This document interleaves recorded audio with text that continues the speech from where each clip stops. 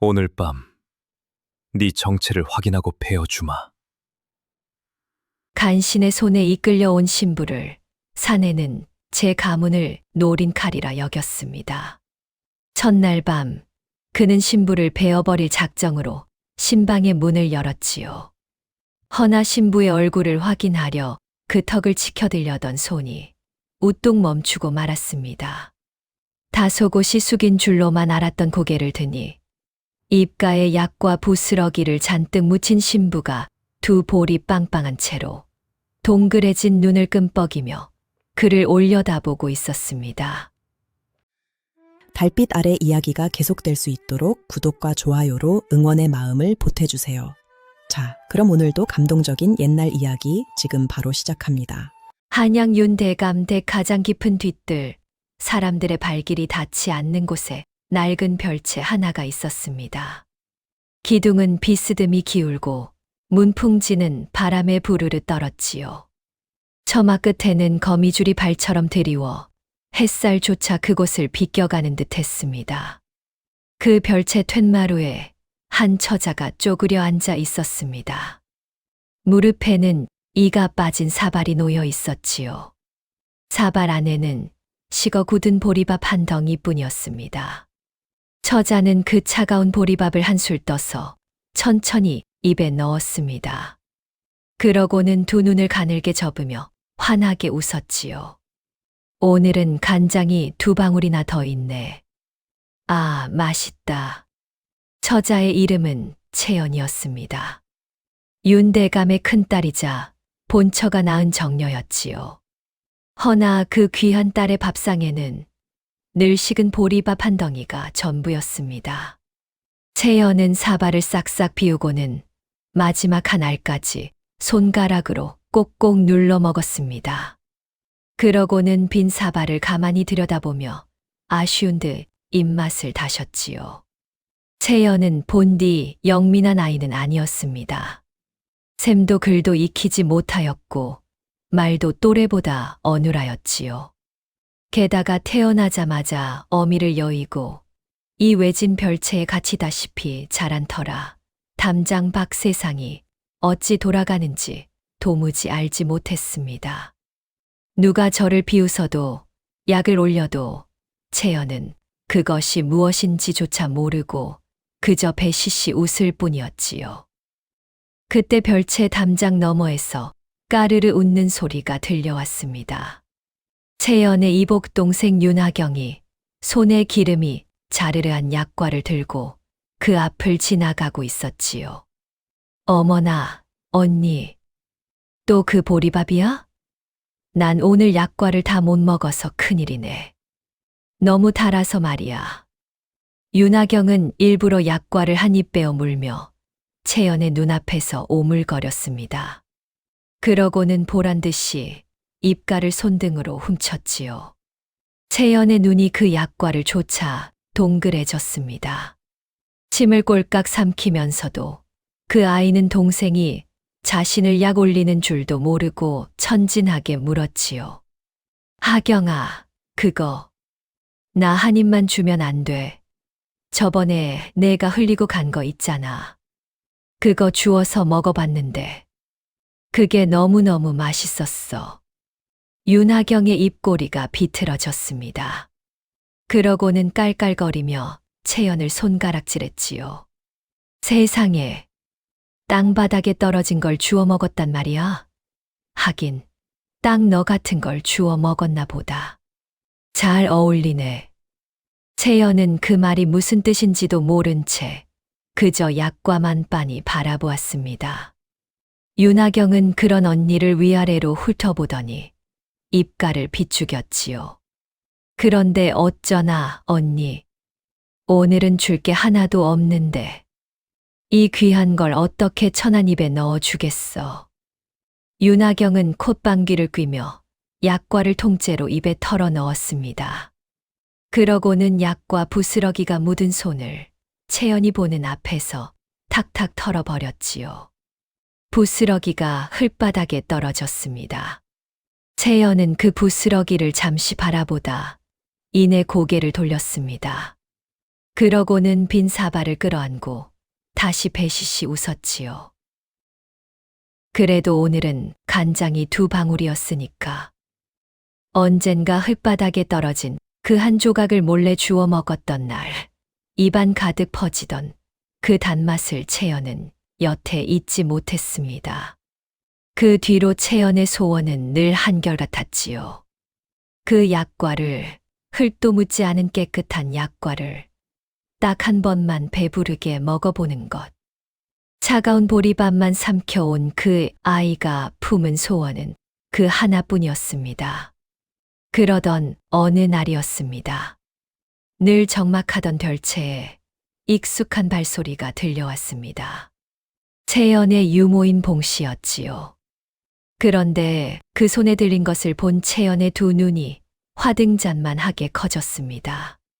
기름이 자르르한 약과가 한 접시 소복이 놓여 있었으니까요. 유모, 이거 약과예요?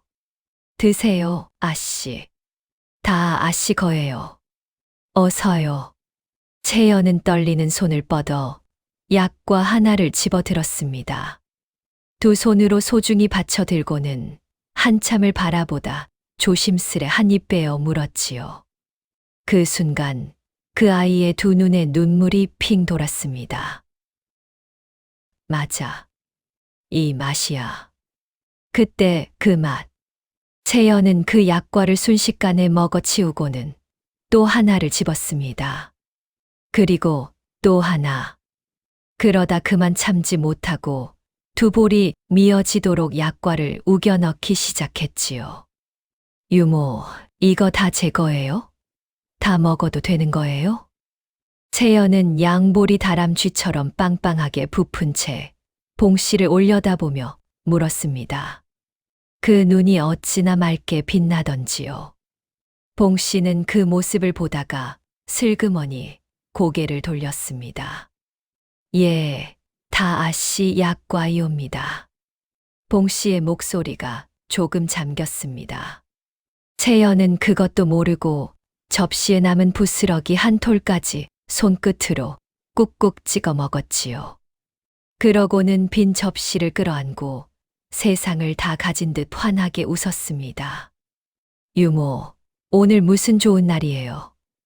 약과를 이렇게 많이 주시고. 봉씨는 차마 그 눈을 마주 보지 못했습니다. 그저 채연의 머리를 가만히 매만지며 나지게 입을 열었지요. 아씨, 며칠 뒤면 아씨께서 시집을 가신답니다. 시집이요? 채연은 고개를 갸웃했습니다. 시집이 무엇인지 그 아이는 알지 못했지요. 다만 한 가지가 궁금하여 눈을 동그랗게 뜨고 물었습니다. 유모, 시집을 가면 거기서도 이런 약과를 먹을 수 있어요?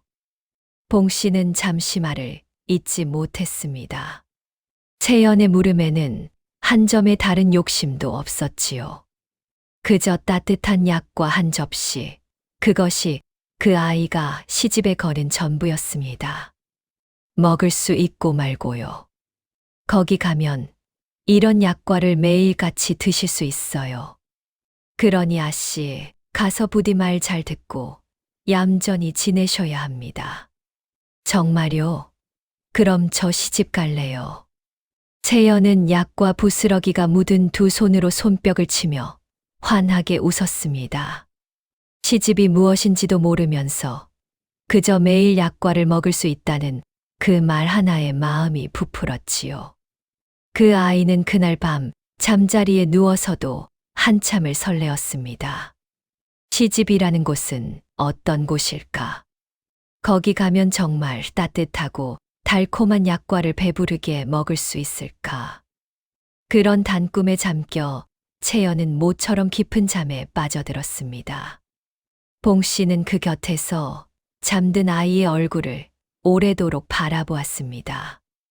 이 혼인이 어떤 것인지 그 아이만 모르고 있었으니까요. 곱고 순한 이 아이가 실은 한 무서운 음모의 한가운데로 떠밀려 가고 있다는 것을 봉씨는 그저 속으로 삼킬 뿐이었습니다. 부디 아무 일도 없기를, 부디 이 가엾은 아이가 다치지 않기를. 허나 운명은 그 바람과는 사뭇 다른 길로 흘러가고 있었지요. 바로 그 무렵 한양의 또 다른 대갓집에서는 전혀 다른 밤이 깊어가고 있었습니다. 서씨 가문의 너른 저택. 그 담장 위로 검은 그림자 하나가 소리도 없이 내려섰습니다. 달빛이 구름에 가려진 칠흑 같은 밤이었지요. 그림자는 마당을 가로질러 가장 외진 별당의 문을 조용히 열었습니다. 방 안에는 늙은 종 하나가 등불을 낮춰 두고 기다리고 있었습니다. 그림자가 들어서자 늙은 종은 말없이 노떼야에 물을 받아 내밀었지요. 그림자가 두건을 벗자 빼어나게 잘생긴 사내의 얼굴이 드러났습니다. 서씨 가문의 둘째 아들 서지훈이었지요. 지훈은 소매자락을 걷고 대야에 손을 담갔습니다. 맑던 물이 검붉게 흐려졌습니다. 지훈은 그 물을 묵묵히 바라보다 손을 마저 씻었습니다. 늙은 종이 마른 수건을 건네며 낮은 목소리로 아뢰었지요. 도련님, 대감 어른께서 기다리고 계십니다. 지훈은 수건으로 손을 닦고는 핏물이 밴 검은 옷을 벗어 늙은 종에게 건넸습니다. 그러고는 깨끗한 도포로 갈아입었지요. 방금 전담을 넘던 그림자는 온데간데 없고 단정한 둘째 도령만이 그 자리에 섰습니다. 지훈이 사랑채에 드니 그의 아버지 대감이 서안 앞에 앉아 있었습니다.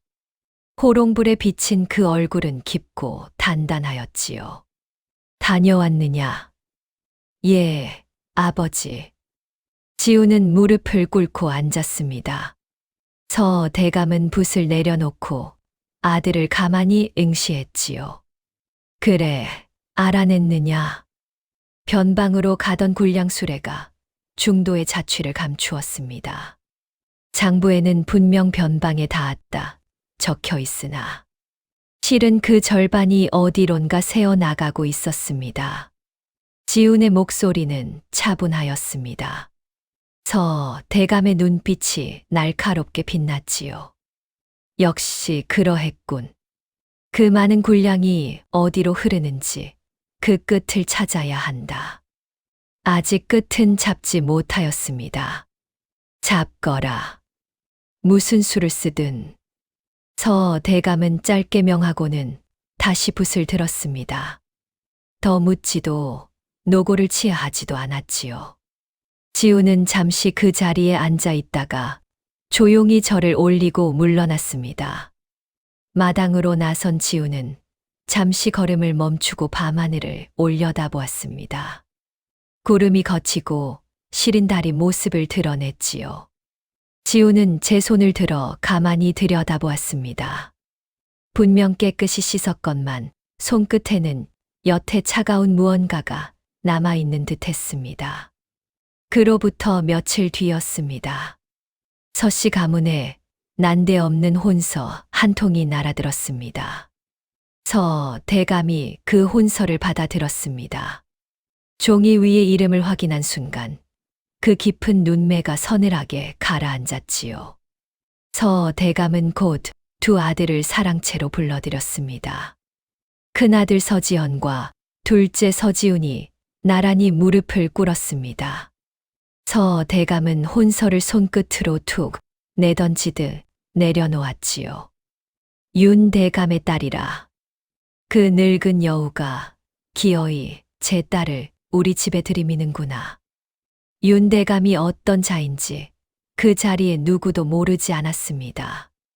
우리 서씨와 조정의 권세를 두고 다투는 반대편 세력의 우두머리. 겉으로는 더없이 청렴하고 어질다하여 임금의 신임이 두터웠으나 그 속은 시커멓게 썩은 자였지요. 뒤로는 나라의 군량을 몰래 빼돌려 제 사사로운 군사를 기르고 있는 자. 요사이 서씨 가문이 은밀히 캐던 그 군량의 행방도 바로 그 윤대감에게 닿아 있었습니다. 한데 어찌 그대 곤사를 받으셨습니까? 적의 딸인 줄 뻔히 아시면서 큰아들 지연이 미간을 찌푸리며 물었습니다. 서 대감은 무겁게 입을 열었지요. 이 혼인은 우리가 원해 받은 것이 아니다. 임금께서 친히 내리신 명이야. 두 집안이 사돈을 맺어 조정을 평안케 하라는 거역할 수 없는 왕명이지. 서 대감의 목소리에 깊은 노기가 서렸습니다. 임금은 모르고 계셨지요. 어진 얼굴로 화친을 청한 윤 대감이 뒤로 무슨 칼을 갈고 있는지를. 사돈이 되면 서 씨는 윤 대감을 함부로 칠 수 없게 됩니다. 제 며느리의 친정을 적으로 모는 꼴이 되니까요. 게다가 혼인을 빌미로 적의 사람들이 안방 깊숙이 발을 들이게 되지요. 한마디로 임금의 손을 빌려 서 씨의 목에 사슬을 거는 수였습니다. 하여 이 혼인은 서 대감의 시선이 천천히 둘째 아들에게 향했습니다. 지훈이 내가 맞거라. 순간 큰아들 지연의 입가에 옅은 안도가 스쳤습니다. 그럴 만도 했지요. 누가 보아도 적이 들이민 함정 같은 혼인. 귀한 장남을 그런 위험한 자리에 들일 수는 없는 노릇이었으니까요. 더럽고 위태로운 일은 늘 둘째의 몫이었습니다. 지연이는 장차 이 가문을 이끌 몸. 이런 일에 나설 자리가 아니다. 허나 너는 서 대감은 잠시 말을 골랐습니다. 그러고는 둘째 아들을 향해 한 점의 온기도 없는 목소리로 명했지요. 너는 다르지 않으냐. 신부를 살펴라. 그 안에 우리를 해야 할 칼이 숨어 있는지 내 눈으로 가려내. 만약 칼이 분명하거든. 첫날 밤을 넘기지 마라. 지우는 고개를 조아렸습니다. 분부 받들겠습니다. 그 목소리에는 한 점의 흔들림도 없었지요. 허나 그뿐 서 대감은 둘째 아들을 더 보지 않았습니다. 위로의 말도 염려의 말도 없었지요. 그저 위험한 칼 하나를 또 다른 칼에게 떠넘겼을 뿐. 지연이 먼저 일어나 사랑채를 나서고 지훈도 조용히 절을 올리고 물러났습니다. 마당으로 나선 지훈은 잠시 걸음을 멈추고 밤하늘을 올려다보았습니다. 시린 달이 구름 사이로 모습을 드러냈지요. 그는 늘 그런 자식이었습니다. 가문의 더럽고 위험한 일을 도맡는 그림자 같은 둘째. 형이 받는 따뜻한 눈길도 아버지의 자랑도 그에게는 닿은 적이 없었지요. 그저 쓸모있는 칼 한 자루. 그것이 이 집에서 서지훈이라는 사람의 자리였습니다. 또 칼이로구나. 지훈은 제 손을 가만히 들여다보았습니다. 사람을 베는 일에는 익숙한 손.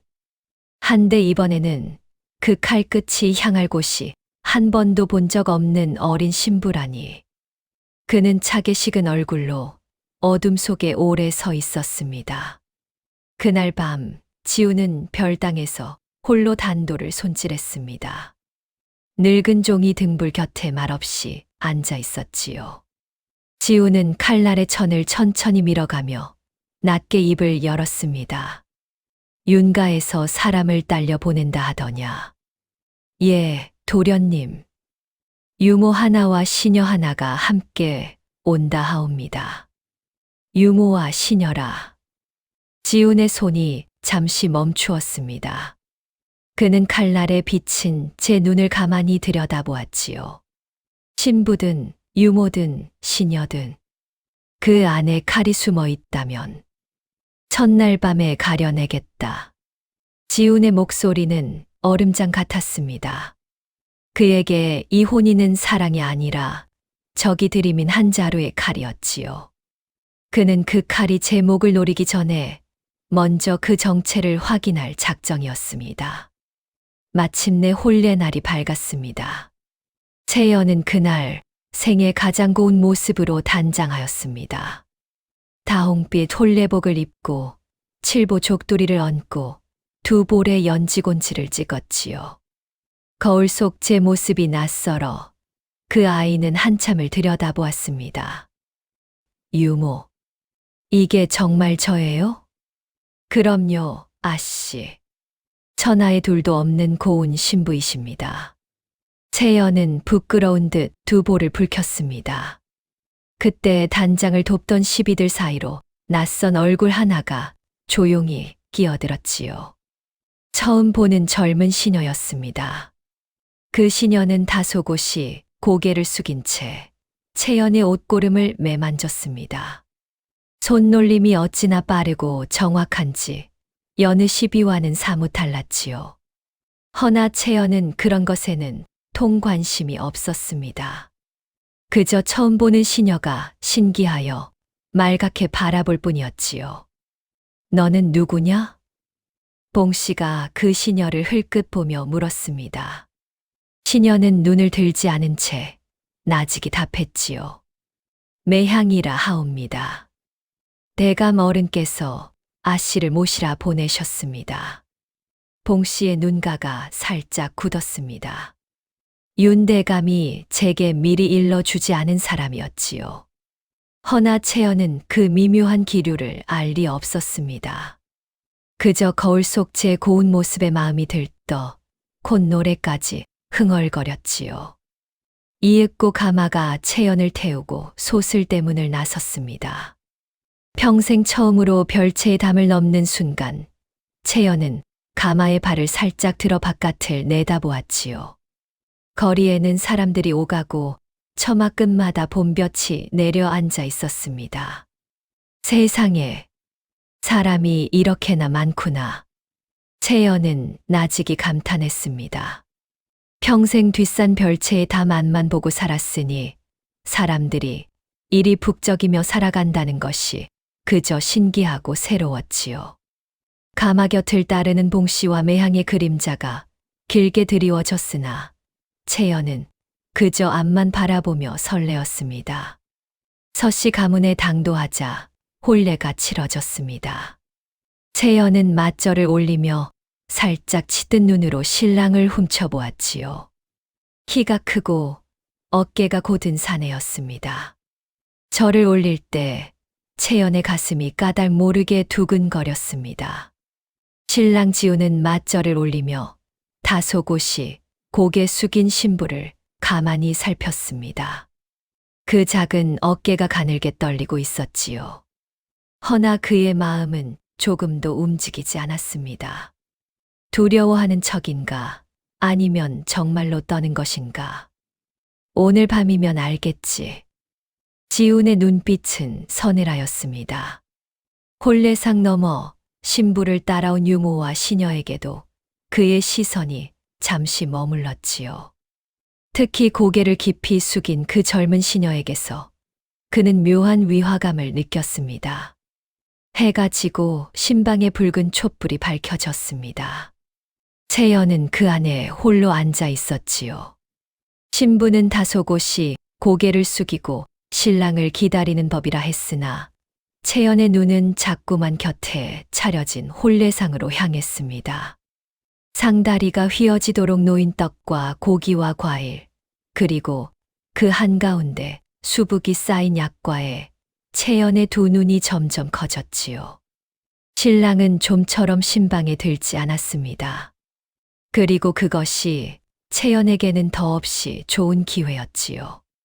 채연은 살그머니 일어나 혼례상 앞으로 다가갔습니다.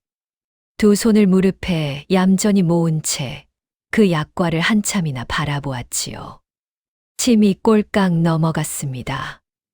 허나 차마 손을 대지는 못하고 그저 코를 가까이 대어 그 달큼한 냄새만 들이마셨습니다. 한 개만, 딱 한 개만 먹으면 아무도 모르겠지. 채연은 혼잣말을 하며 떨리는 손으로 약과 하나를 집어들었습니다. 그러고는 두 눈을 질끈 감고 한 입 빼어 물었지요. 입안 가득 단맛이 퍼지자 그 아이의 어깨가 부르르 떨렸습니다. 아, 너무 맛있어. 채연의 두 눈에서 눈물이 또르르 흘렀습니다. 너무 맛있어서, 너무 행복해서 나오는 눈물이었지요.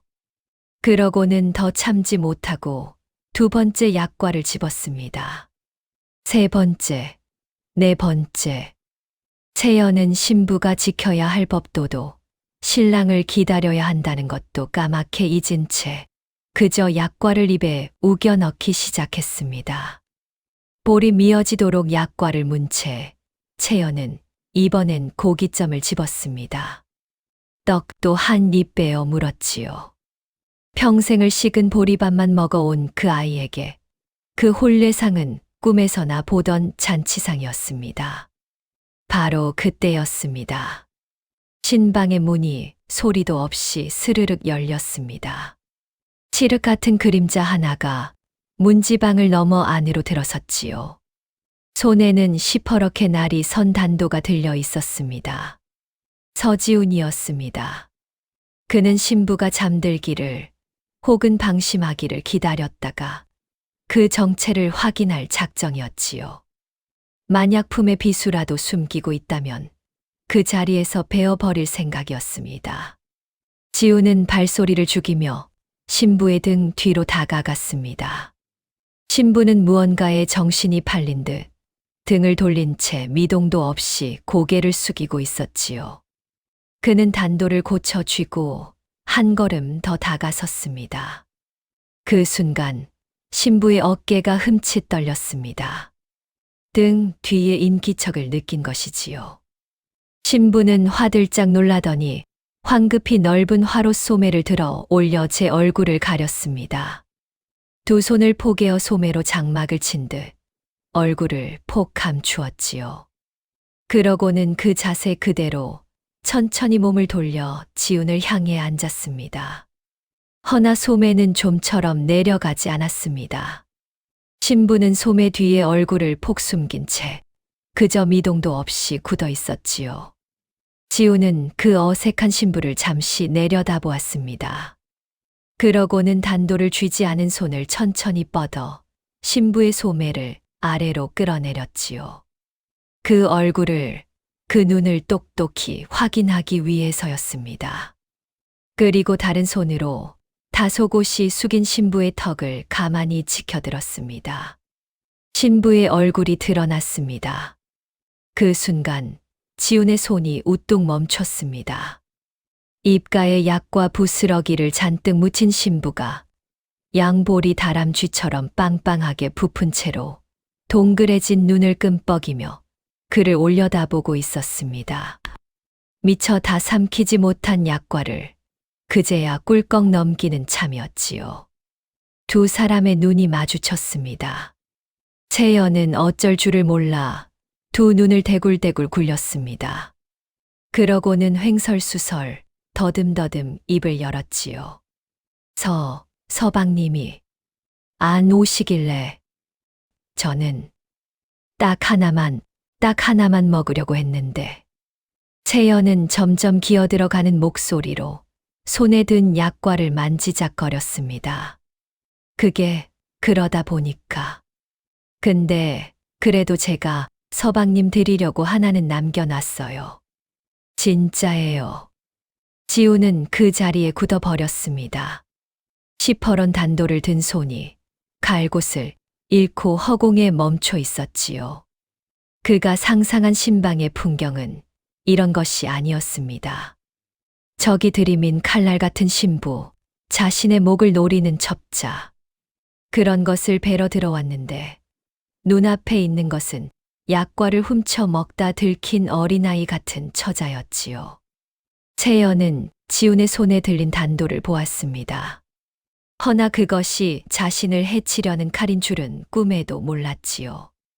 그 아이는 오히려 그 칼을 보고 전혀 엉뚱한 생각을 했습니다. 서방님, 저기, 그 칼로 저 고기 좀 썰어 주시면 안 돼요? 너무 커서 한 입에 안 들어가요. 지우는 제 귀를 의심했습니다. 뭐라? 고기요. 저거 먹어보고 싶은데 너무 커서 도무지 손을 못 댔어요. 작게 썰어주시면 제가 먹기 좋을 텐데. 채연은 천연덕스럽게 상위의 큼직한 고깃덩이를 가리켰습니다. 그 눈에는 한 점의 두려움도 한 점의 거짓도 없었지요. 그저 맛있는 것을 더 먹고 싶은 천진한 욕심만이 가득했습니다. 지우는 단도를 쥔 채 한참을 그렇게 서 있었습니다. 이 여인이 지금 연기를 하는 것인가?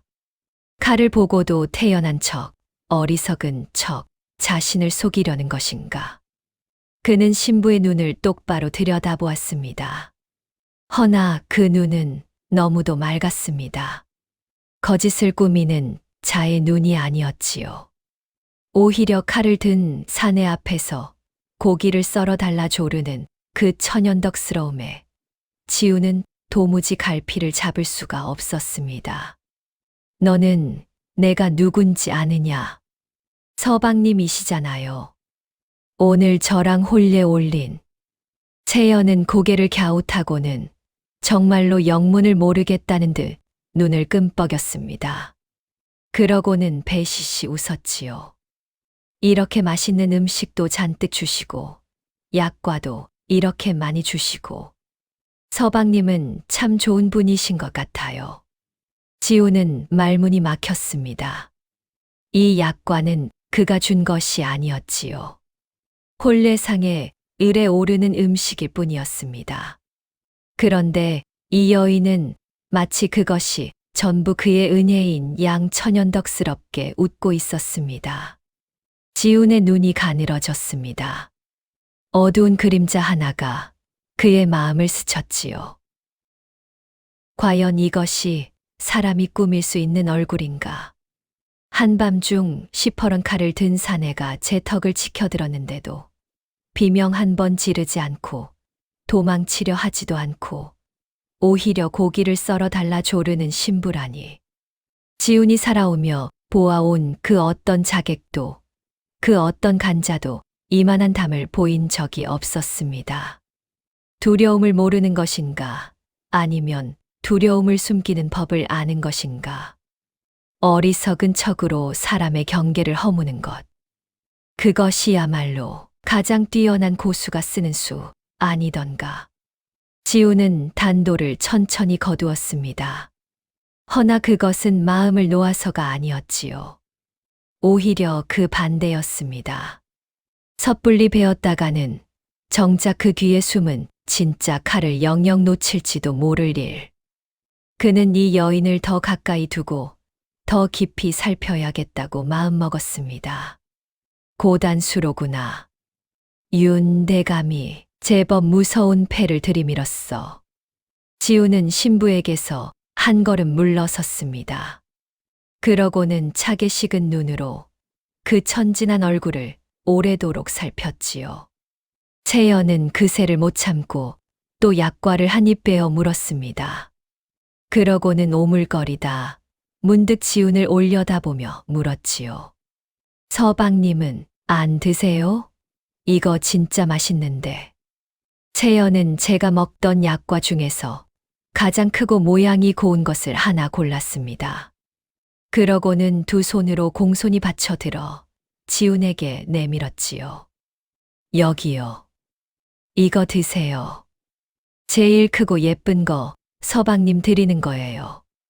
지훈은 그 약과를 내려다보았습니다.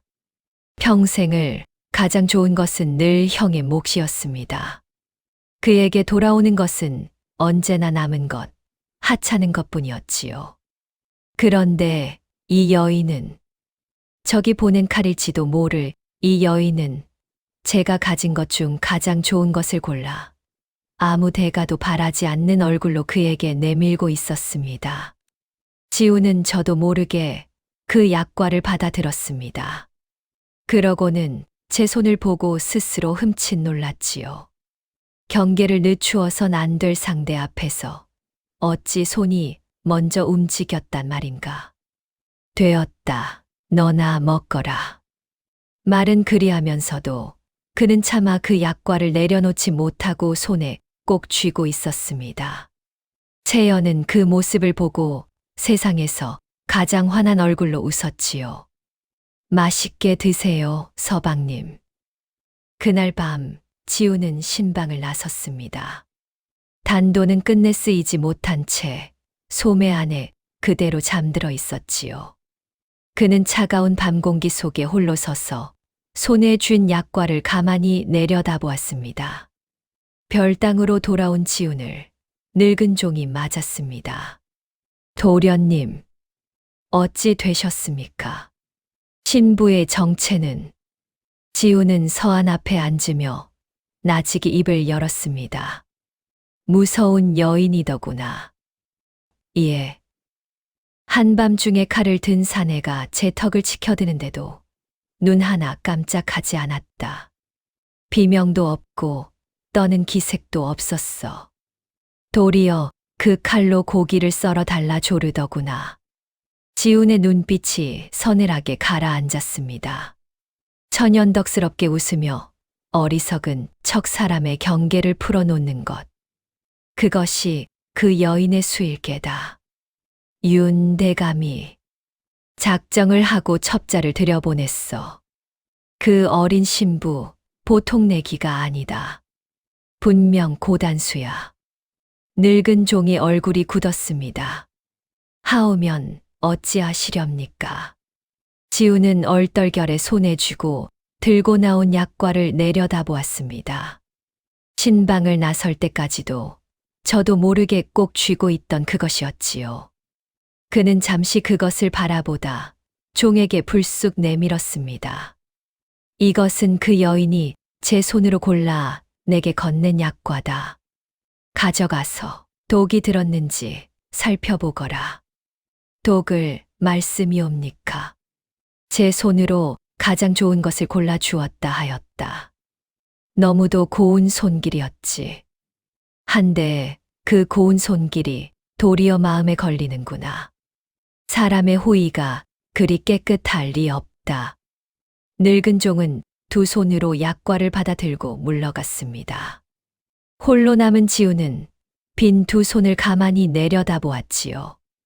어쩐 일인지 약과를 건네던 그 맑은 눈이 자꾸만 눈앞에 어른거렸습니다.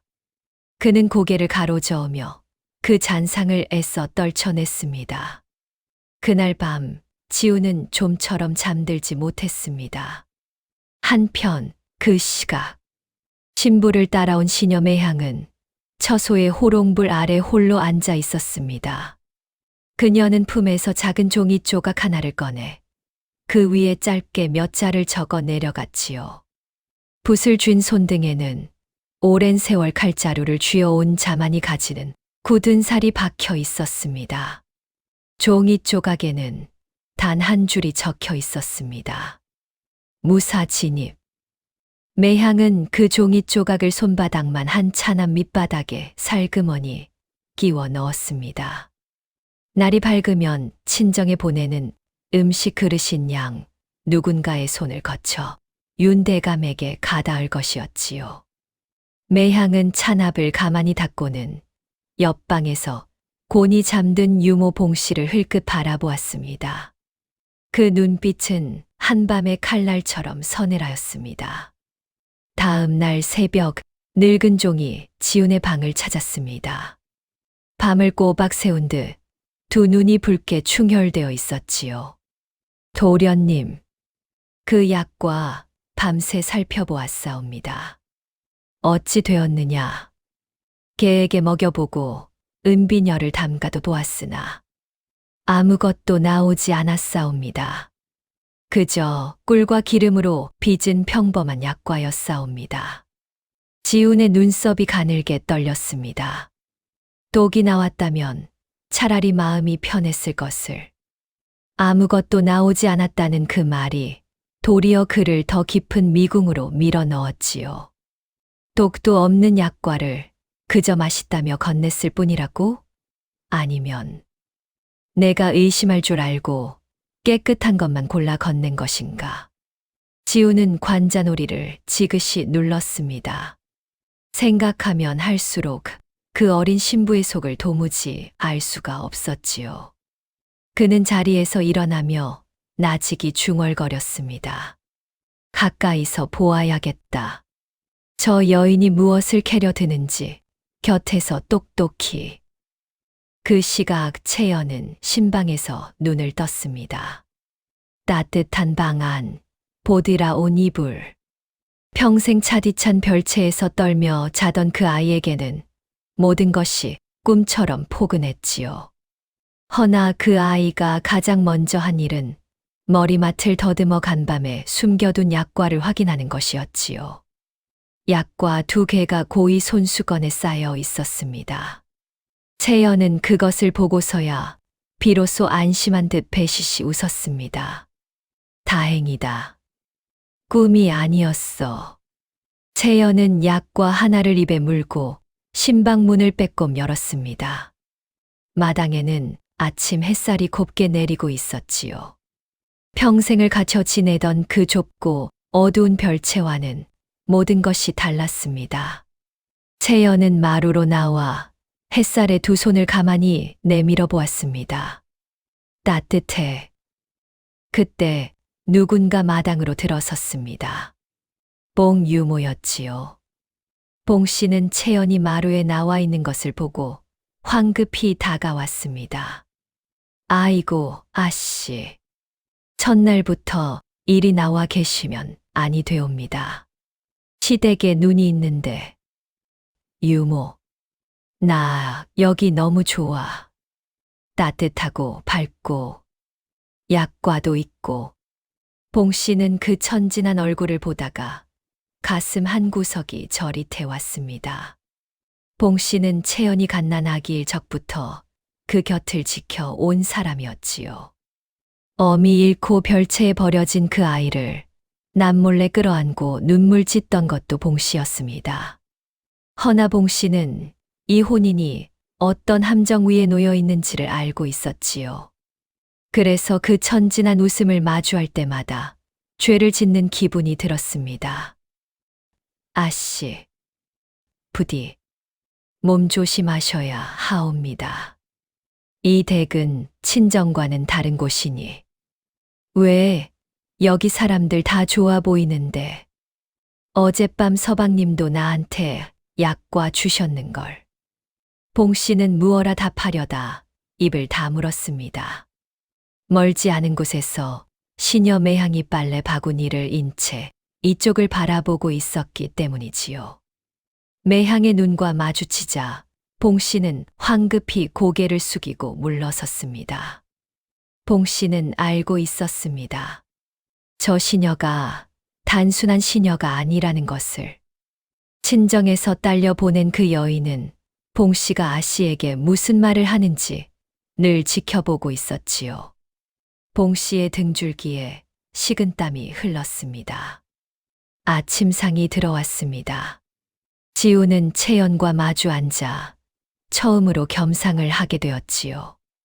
본디 첫날 밤을 치른 신랑 신부가 아침을 함께 드는 것은 예법이었으나 지훈에게는 그것이 또 다른 살핌의 자리였습니다. 그는 밥을 뜨는 척하며 맞은편의 신부를 가만히 관찰했지요. 채연은 상을 받자마자 2 눈을 반짝였습니다. 그러고는 상 위를 쓱 훑더니 가장 먼저 약과 접시로 손을 뻗었지요. 밥도 국도 나물도 제쳐두고 오로지 약과부터 집어들었습니다. 와, 오늘도 약과라니. 행복해. 채연은 행복한 얼굴로 약과를 베어 물었습니다. 지우는 그 모습을 물끄러미 바라보았지요. 밥보다 약과를 먼저 집는 그 모습이 그의 눈에는 또 수상하게만 보였습니다. 밥상의 법도조차 모르는 척하는 것인가? 아니면 정말로 모르는 것인가? 지우는 시험하듯 나직이 입을 열었습니다. 약과가 그리도 좋으냐?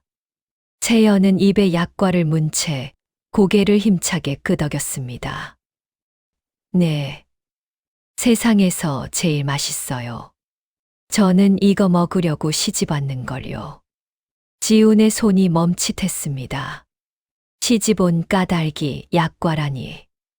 그런 허무맹랑한 말을 이 여인은 너무도 진지한 얼굴로 하고 있었지요. 지우는 어이가 없어 하마터면 헛웃음을 지을 뻔했습니다. 허나 이내 마음을 다잡았지요. 그래. 이 또한 술을 부리는 것일 게다. 넘어가지 않는다. 그렇게 두 사람의 동상이몽은 깊어갔습니다. 한 사람은 상대를 무서운 첩자로 여기고 한 사람은 그저 약과를 나눠주는 좋은 서방님으로 여기는 그런 기묘한 부부의 첫 아침이었지요. 그 뒤로 며칠 동안 지우는 채연을 곁에서 살폈습니다. 허나 살피면 살필수록 그의 머릿속은 더 복잡해질 뿐이었지요. 하루는 이런 일이 있었습니다. 지우는 채연이 무언가를 몰래 캐내려는 것은 아닌지 그 처소를 슬그머니 엿보았습니다. 한데 채연은 마당 한 구석에 쪼그려 앉아 무언가를 골똘히 들여다보고 있었지요. 지훈의 눈이 날카로워졌습니다. 혹 밀서라도 들여다보는 것인가? 아니면 무슨 표식이라도 남기는 것인가? 지훈은 소리 없이 다가가 채연의 어깨 너머를 살폈습니다. 그러고는 그만 할 말을 잃고 말았지요. 채연은 약과 부스러기를 바닥에 늘어놓고는 그것을 개미가 물어가는 것을 구경하고 있었습니다. 아주 진지한 얼굴로 말이지요. 이건 큰 개미 거, 이건 작은 개미 거. 골고루 나눠 먹어야 착하지. 지우는 헛기침을 하며 물러섰습니다. 그러고도 마음을 놓지 못하고 생각했지요. 설마 저것도 무슨 신호를 보내는 것인가? 개미를 빌려 바깥과 무언가를 주고받는 것은 아닌가? 지우는 그날 밤 종을 시켜 그 개미굴을 파헤치게 했습니다. 허나 그 안에서 나온 것은 그저 약과 부스러기를 물고 가던 개미 떼뿐이었지요. 종은 흙투성이가 된 두 손을 들고 차마 말을 잇지 못했습니다. 또 하루는 이런 일도 있었습니다. 채연이 마당 한가운데에서 담장을 향해 무어라 소곤소곤 이야기를 하고 있었습니다. 지우는 가슴이 철렁했지요. 드디어 꼬리를 잡았구나. 담 너머의 누군가와 내통하는 것이 분명하다 여겼습니다. 그는 발소리를 죽이며 다가가 그 말을 엿들었지요. 그러니까 다음에 또 보면 꼭 인사해. 알았지? 너는 꼬리가 길어서 내가 금방 알아보거든. 담장 위에는 길고양이 한 마리가 늘어지게 하품을 하고 있었습니다. 지우는 이마를 짚었습니다. 저기 보낸 무서운 첩자라더니 하는 짓이라고는 개미에게 약과를 나눠주고 길고양이에게 말을 거는 것이 전부였지요. 그는 점점 자신이 무엇을 의심하고 있는 것인지조차 헷갈리기 시작했습니다. 고단수의 술수인가? 아니면 정말로 그저. 지우는 차마 그 뒷말을 잊지 못했습니다. 그 천진한 얼굴을 바보라 단정하기에는 윤대감이 이 혼인에 건 속셈이 너무도 뻔했으니까요. 그는 의심을 거두지도 그렇다고 확신하지도 못한 채 애매한 자리에 멈춰 서 있었습니다. 그렇게 두 사람의 동상이몽은 날이 갈수록 깊어만 갔습니다. 한 사람은 상대의 일거수일투족을 첩자의 술수로 읽었고, 한 사람은 그런 서방님의 시선을 나한테 관심이 많으신가 보다 하고 제멋대로 읽었지요. 채연은 지훈이 자꾸만 곁에서 자신을 지켜보자 어느새 그 시선을 은근히 기다리게 되었습니다. 그러고는 약과를 먹다가도 문득 고개를 들어 그를 찾곤 했지요. 서방님, 오늘도 저 보러 오셨어요? 지우는 흠칫하며 짐짓 차가운 얼굴로 돌아섰습니다. 아니다. 그저 지나는 길이었다. 허나 그는 어느새 하루에도 몇 번씩 그 처소 앞을 지나고 있었지요. 그러던 어느 날이었습니다. 장맛비가 며칠째 내리던 밤, 지우는 늦도록 서안 앞에 앉아 있었습니다. 윤대감 일파가 변방의 군량을 빼돌린다는 풍문, 그 증좌를 캐는 일이 좀처럼 풀리지 않던 참이었지요. 그가 밤마다 몰래 드나드는 그림자의 일은 갈수록 위태로워지고 있었습니다. 그날 밤도 지우는 검은 옷으로 갈아입고 담을 넘었습니다. 한 사내를 뒤쫓아 빗속을 내달렸지요. 허나 일이 틀어졌습니다. 상대는 한둘이 아니었고 지우는 어깨에 칼을 맞고서야 간신히 그곳을 빠져나왔습니다. 피를 흘리며 처소로 돌아온 지우는 아무도 부르지 못했습니다. 그림자의 일은 집안의 그 누구도 알아서는 안 되는 것이었으니까요. 그는 홀로 이를 악물고 떨리는 손으로 제 상처를 동여매려 했습니다. 허나 한쪽 팔을 쓰지 못하니 그것조차 뜻대로 되지 않았지요. 바로 그때 방문이 빼꼼 열렸습니다. 채연이었습니다. 잠결에 목이 말라 물을 찾아 나섰다가 불이 켜진 그의 방을 본 것이지요. 채연은 피투성이가 된 지훈을 보고 두 눈이 동그래졌습니다. 지훈은 황급히 상처를 가렸습니다. 머릿속이 차갑게 굳었지요.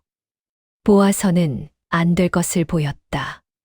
만약 이 여인이 정말 첩자라면 오늘 밤의 일은 고스란히 윤대감에게 전해질 것이었습니다. 그는 성한 손으로 저도 모르게 곁에 둔 단도를 끌어쥐었습니다. 허나 채연은 그 칼을 보지도 않았습니다. 그 아이는 종종 걸음으로 다가와 지훈의 어깨를 들여다보고는 울상을 지었지요. 서방님, 피가 아파요? 많이 아파요?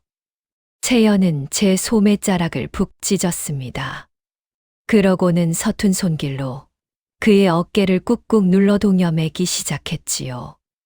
그 손길은 어설펐지만 더없이 정성스러웠습니다. 채연의 눈에는 어느새 눈물이 그렁그렁 맺혀 있었지요. 내가 안 아프게 해줄게요. 내가 호해줄게요. 채연은 그의 상처에 입김을 호호 불었습니다. 어릴 적 저 혼자 넘어져 무릎이 까졌을 때 아무도 호해주는 이가 없어 제가 제 무릎에 불던 그 입김을 이제 지훈에게 불어주고 있었지요. 지훈은 단도를 쥔 손에서 천천히 힘을 풀었습니다. 이 여인이 첩자라면 지금이야말로 그를 해할 가장 좋은 때였습니다. 피를 흘리고 팔을 쓰지 못하고 홀로 있는 지금. 허나 채연은 칼을 들기는커녕 제 옷을 찢어 그의 피를 닦고 있었지요. 거기에는 한 점의 샘도 한 점의 거짓도 없었습니다. 아니었구나. 지우는 그제야 가슴 깊은 곳에서 무언가가 툭 무너지는 것을 느꼈습니다. 그토록 의심하고 경계하고 칼처럼 여겨온 이 여인이 그저 정말로 그저 아무것도 모르는 맑은 아이였다는 것을. 어찌 무섭지도 않으냐. 내가 이리 피를 흘리고 있는데. 채연은 고개를 갸웃하더니 당연한 것을 묻는다는 듯 답했습니다. 무서워요. 서방님 아파 보여서 너무 무서워요. 그러니까 빨리 안 아프게 해드려야지요. 지우는 그 말에 한참을 아무 말도 하지 못했습니다. 그날 이후로 지훈의 마음 한구석이 조금씩 열리기 시작했습니다. 그는 더 이상 채연을 첩자로 의심하지 않았지요. 다만 한 가지 새로운 근심이 생겼습니다. 이토록 아무것도 모르는 아이가 어쩌다 이 위험한 혼인의 한복판에 던져진 것일까. 그 생각을 하면 가슴 한편이 시큰해졌지요. 지우는 채연과 조금씩 말을 섞기 시작했습니다. 하루는 둘이 마주 앉아 저녁상을 받았습니다. 채연은 여느 때처럼 상을 받자마자 약과부터 집으려 했지요. 그때 지훈이 가만히 그 손을 잡았습니다. 잠깐, 채연은 약과를 코앞에 둔 채 눈을 끔뻑였습니다. 약과는 맨 나중에 먹는 것이다. 밥을 먼저 먹고 국을 먹고 나물을 먹고 그렇게 배를 채운 다음에 마지막에 약과를 먹는 것이야. 그래야 몸에 이롭다. 채연은 그 말을 세상에서 가장 중요한 가르침이라도 되는 양 귀담아 들었습니다. 아무도 평생 그 누구도 채연에게 그런 것을 가르쳐 준 적이 없었으니까요. 밥을 먼저요? 그래. 밥부터. 채연은 약과를 내려놓았습니다.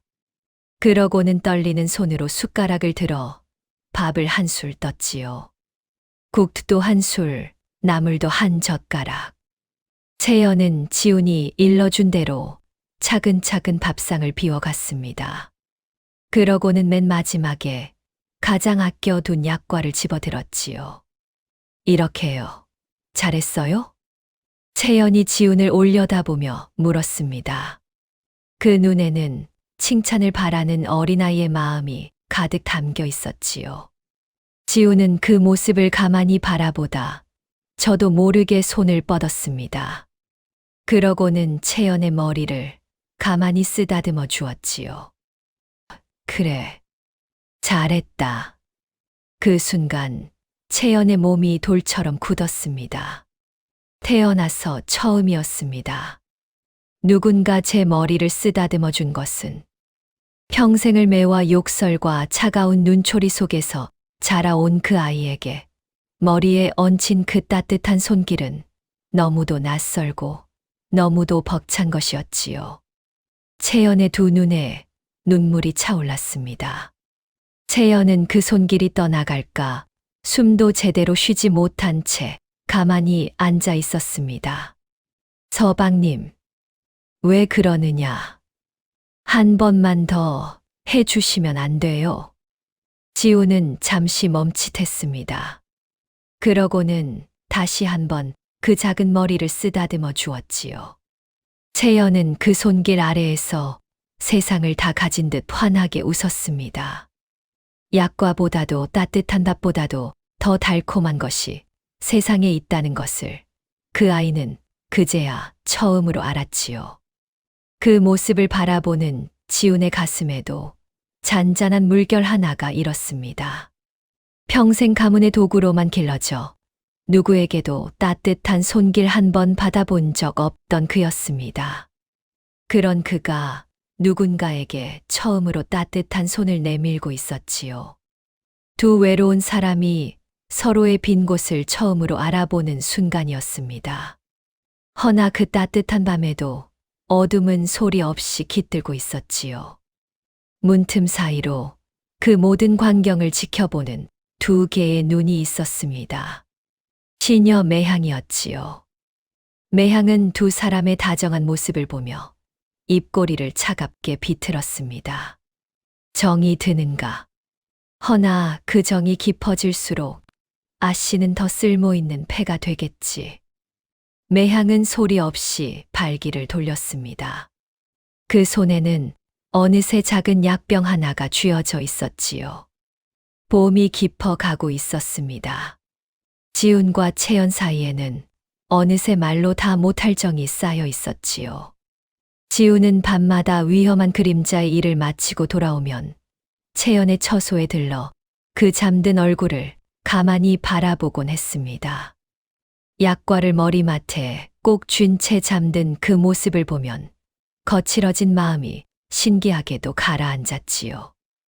채연은 글을 배우기 시작했습니다. 지훈이 손수 가르쳐 주었지요. 비뚤배뚤한 글씨로 제 이름 석자를 처음 써낸 날, 채연은 그 종이를 며칠이고 품에 안고 다녔습니다. 서방님, 이거 보세요. 제 이름이에요. 채연. 제가 썼어요. 그래. 잘 썼다. 지훈이 머리를 쓰다듬어 주면 채연은 어김없이 환하게 웃었지요. 지훈은 그 웃음을 보는 것이 어느새 하루 중 가장 기다려지는 일이 되어 있었습니다. 그는 인정하지 않을 수 없었습니다. 이 아이를 마음에 품고 있다는 것을. 평생 누구의 도구로만 살아온 그에게 채연은 처음으로 지키고 싶은 사람이었지요. 그러던 어느 밤이었습니다. 장대 같은 비가 쏟아지고 우르릉 천둥이 울며 번개가 번쩍이던 밤이었지요. 지훈이 그림자의 일을 마치고 처소에 드니 채연이 이불을 뒤집어 쓴 채 오들오들 떨고 있었습니다. 채연아, 무슨 일이냐?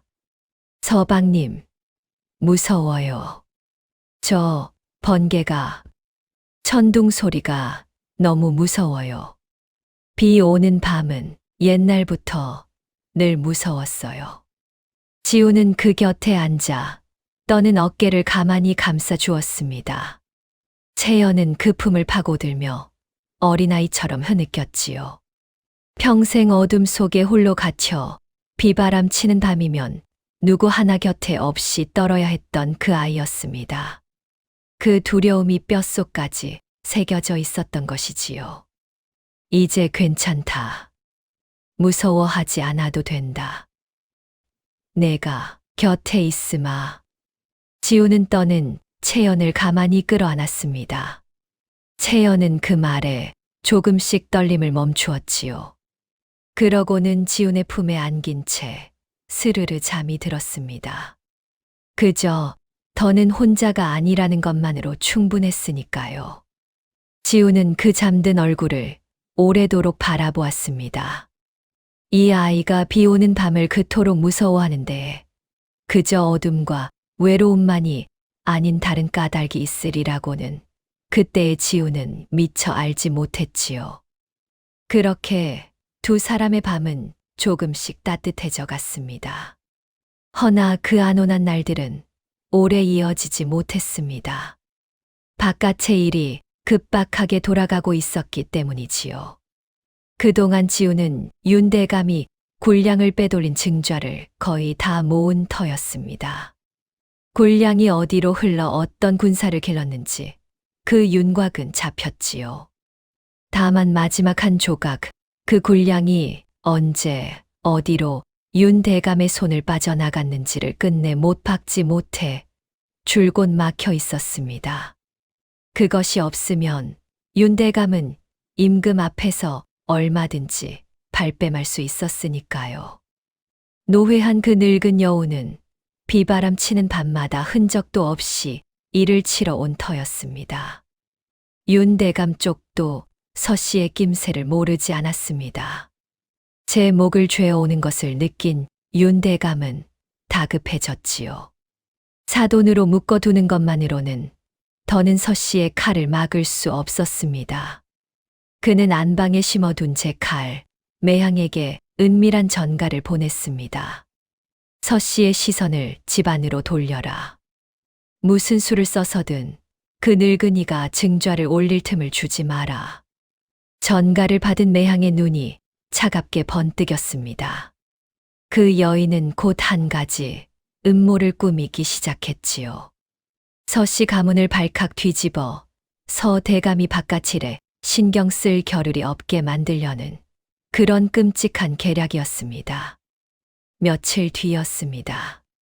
채연은 그날도 손수약과 한 접시를 들고 사랑채로 향했습니다. 시집온 뒤로 생긴 버릇이었지요. 제가 세상에서 가장 좋아하는 약과를 시아버님께도 드리고 싶었던 것입니다. 비록 서 대감은 늘 차가운 눈으로 그 며느리를 대했지만 채연은 그것도 모르고 그저 좋아서 약과를 날랐지요. 아버님, 이거 제가 제일 좋아하는 거예요. 아버님도 드세요. 서 대감은 그 약과를 거들떠보지도 않았습니다. 그저 손짓으로 물리고는 며느리를 내보냈지요.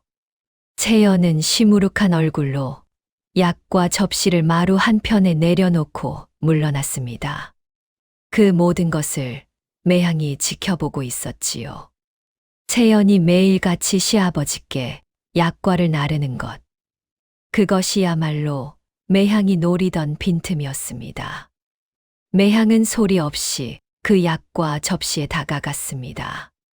그러고는 품에서 작은 약병을 꺼내 그 안에 가루를 약과 위에 뿌렸지요. 사람을 단번에 해하지는 않으나 먹으면 정신을 잃고 며칠을 알아눕게 하는 독이었습니다. 매향은 그 약병을 채연의 처소 한 구석에 슬그머니 감추어 두었지요. 모든 그림이 그렇게 그려지고 있었습니다. 그런데 매향은 한 가지를 미처 알지 못했습니다. 멀찍이 떨어진 마당 끝에서 채연이 그 모습을 빤히 보고 있었다는 것을. 채연은 제가 가져다 둔 약과가 마음에 걸려 다시 그 곁을 기웃거리던 참이었지요. 그러다 매향이 그 약과에 하얀 가루를 솔솔 뿌리는 것을 본 것입니다. 허나 채연은 그것이 무엇을 뜻하는지 알지 못했습니다. 그저 고개를 갸웃했을 뿐이지요. 매향 언니가 약과에 가루를 뿌리네. 저거 뿌리면 더 맛있어지나? 그뿐이었습니다. 아기가 무엇인지도 독이 무엇인지도 모르는 그 아이에게 그 광경은 그저 작은 호기심거리 하나였을 뿐이지요. 채연은 이내 그 일을 까맣게 잊고 제 처소로 돌아갔습니다. 허나 그 작은 두 눈에 담긴 그 광경이 훗날 어떤 일을 불러올지는 그 누구도 아직 알지 못했지요. 그리고 또 한 사람, 그 광경을 본 이가 있었습니다. 봉유모였지요. 봉 씨는 마침 사랑채 모퉁이를 돌다 매향이 약과에 무언가를 뿌리는 것을 똑똑히 보고 말았습니다. 봉 씨의 등줄기에 소름이 쫙 끼쳤지요. 봉 씨는 그제야 깨달았습니다. 저 시녀가 무슨 짓을 꾸미는지, 그리고 그 죄가 누구에게 씌워질지를. 아씨. 가엾은 우리 아씨. 봉 씨는 더는 두고 볼 수 없었습니다. 본디 봉 씨는 윤 대감댁의 메인종의 몸. 대감의 명을 거스르는 것은 곧 제 목숨을 내놓는 일이라 이제껏 무서워 입을 다물어 왔지요. 허나 제 손으로 키우다시피 한 그 아이가 영문도 모른 채 끔찍한 누명을 쓰게 된다니. 봉 씨는 마음을 정했습니다. 오늘 밤 아씨께 모든 것을 털어놓기로. 그날 밤 봉 씨는 채연의 처소를 찾았습니다. 떨리는 손으로 그 아이의 두 손을 꼭 잡았지요. 아씨, 이 늙은이가 이제껏 큰 죄를 지었사옵니다. 더는 감출 수가 없어 오늘 다 말씀드리려 하옵니다. 실은 이 혼인은 유모, 왜 그래요? 왜 울어요? 아씨, 부디 정신 똑바로 차리고 들으셔요. 시녀 매향이 그 아이가 바로 그때였습니다. 처소의 문이 소리 없이 열리고 매향이 들어섰습니다. 그 손에는 어느새 물에 적신 천 한 장이 들려 있었지요. 매향은 싸늘한 눈으로 봉 씨를 내려다보았습니다. 유모, 늙으면 입이 가벼워진다더니 하지 말아야 할 말을 기어이 하려 드시는군요. 내 인연, 내가 감히 우리 아씨를. 봉 씨가 채연을 제 등 뒤로 감추며 소리쳤습니다. 허나 매향의 몸놀림은 늙은 유모가 당해낼 것이 아니었지요. 매향은 단숨에 봉 씨의 뒤로 돌아 그 입과 코를 적신 천으로 틀어막았습니다. 봉 씨는 몇 번 버둥거리다 이내 스르르 힘을 잃고 늘어졌지요. 잠이 드는 약이었습니다. 유모, 유모, 왜 그래요? 채연이 울며 흔들었으나 봉 씨는 깨어나지 않았습니다. 매향은 그 늘어진 몸을 둘러엎고는 채연을 향해 차갑게 웃었지요. 아씨, 유모는 갑자기 병이 나서 친정으로 돌아가야 한답니다. 한동안 못 볼 거예요. 누가 묻거든 유모는 제 발로 떠났다고만 하셔요. 안 그러면 아씨가 많이 곤란해지실 테니. 싫어요. 유모, 어디 데려가요? 유모. 허남의 그 말을 들은 척도 하지 않았습니다. 봉 씨를 업은 채 어둠 속으로 소리 없이 사라졌지요. 끌려가는 봉 씨의 마지막 중얼거림만이 희미하게 채연의 귀에 닿았습니다. 아씨, 사랑채 약과에는 손대지 마시라. 그 말을 끝으로 봉 씨는 자취를 감추었습니다. 어디로 데려가졌는지, 살았는지, 어찌 되었는지 아무도 알 수 없었지요. 채연은 텅 빈 처소에 홀로 남아 밤새 유모의 이름만 부르며 울었습니다. 이튿날 채연은 만나는 사람마다 붙들고 호소했습니다. 유모가 끌려갔다고, 매향이 데려갔다고, 어서 유모를 찾아달라고. 허나 누구 하나 그 말을 귀담아 듣지 않았지요. 아이고, 또 무슨 소리를 하는 게야. 유모는 제 발로 친정에 갔다 하지 않더냐. 매향이가 데려가다니요. 그 얌전한 시녀가 그럴 리가 있습니까? 아씨께서 또 헛것을 보신 게지요. 사람들은 그저 혀를 차며 채연의 말을 흘려들었습니다. 글도 셈도 모르는 어딘가 모자란 둘째 며느리의 말을 누가 고지 듣겠습니까? 채연은 답답한 가슴을 치며 발만 동동 굴렀으나 그 작은 외침은 어디에도 닿지 못했지요. 채연이 애타게 찾는 단 한 사람, 서방님마저 곁에 없었습니다. 채연은 그가 어서 돌아오기만을 기다리며 빈 마당을 하염없이 바라보았습니다. 매향은 멀찍이서 그 모습을 지켜보며 입꼬리를 차갑게 올렸습니다. 아무도 믿어주지 않는 아씨. 그것도 지켜줄 이 하나 없이 홀로 남은 아씨.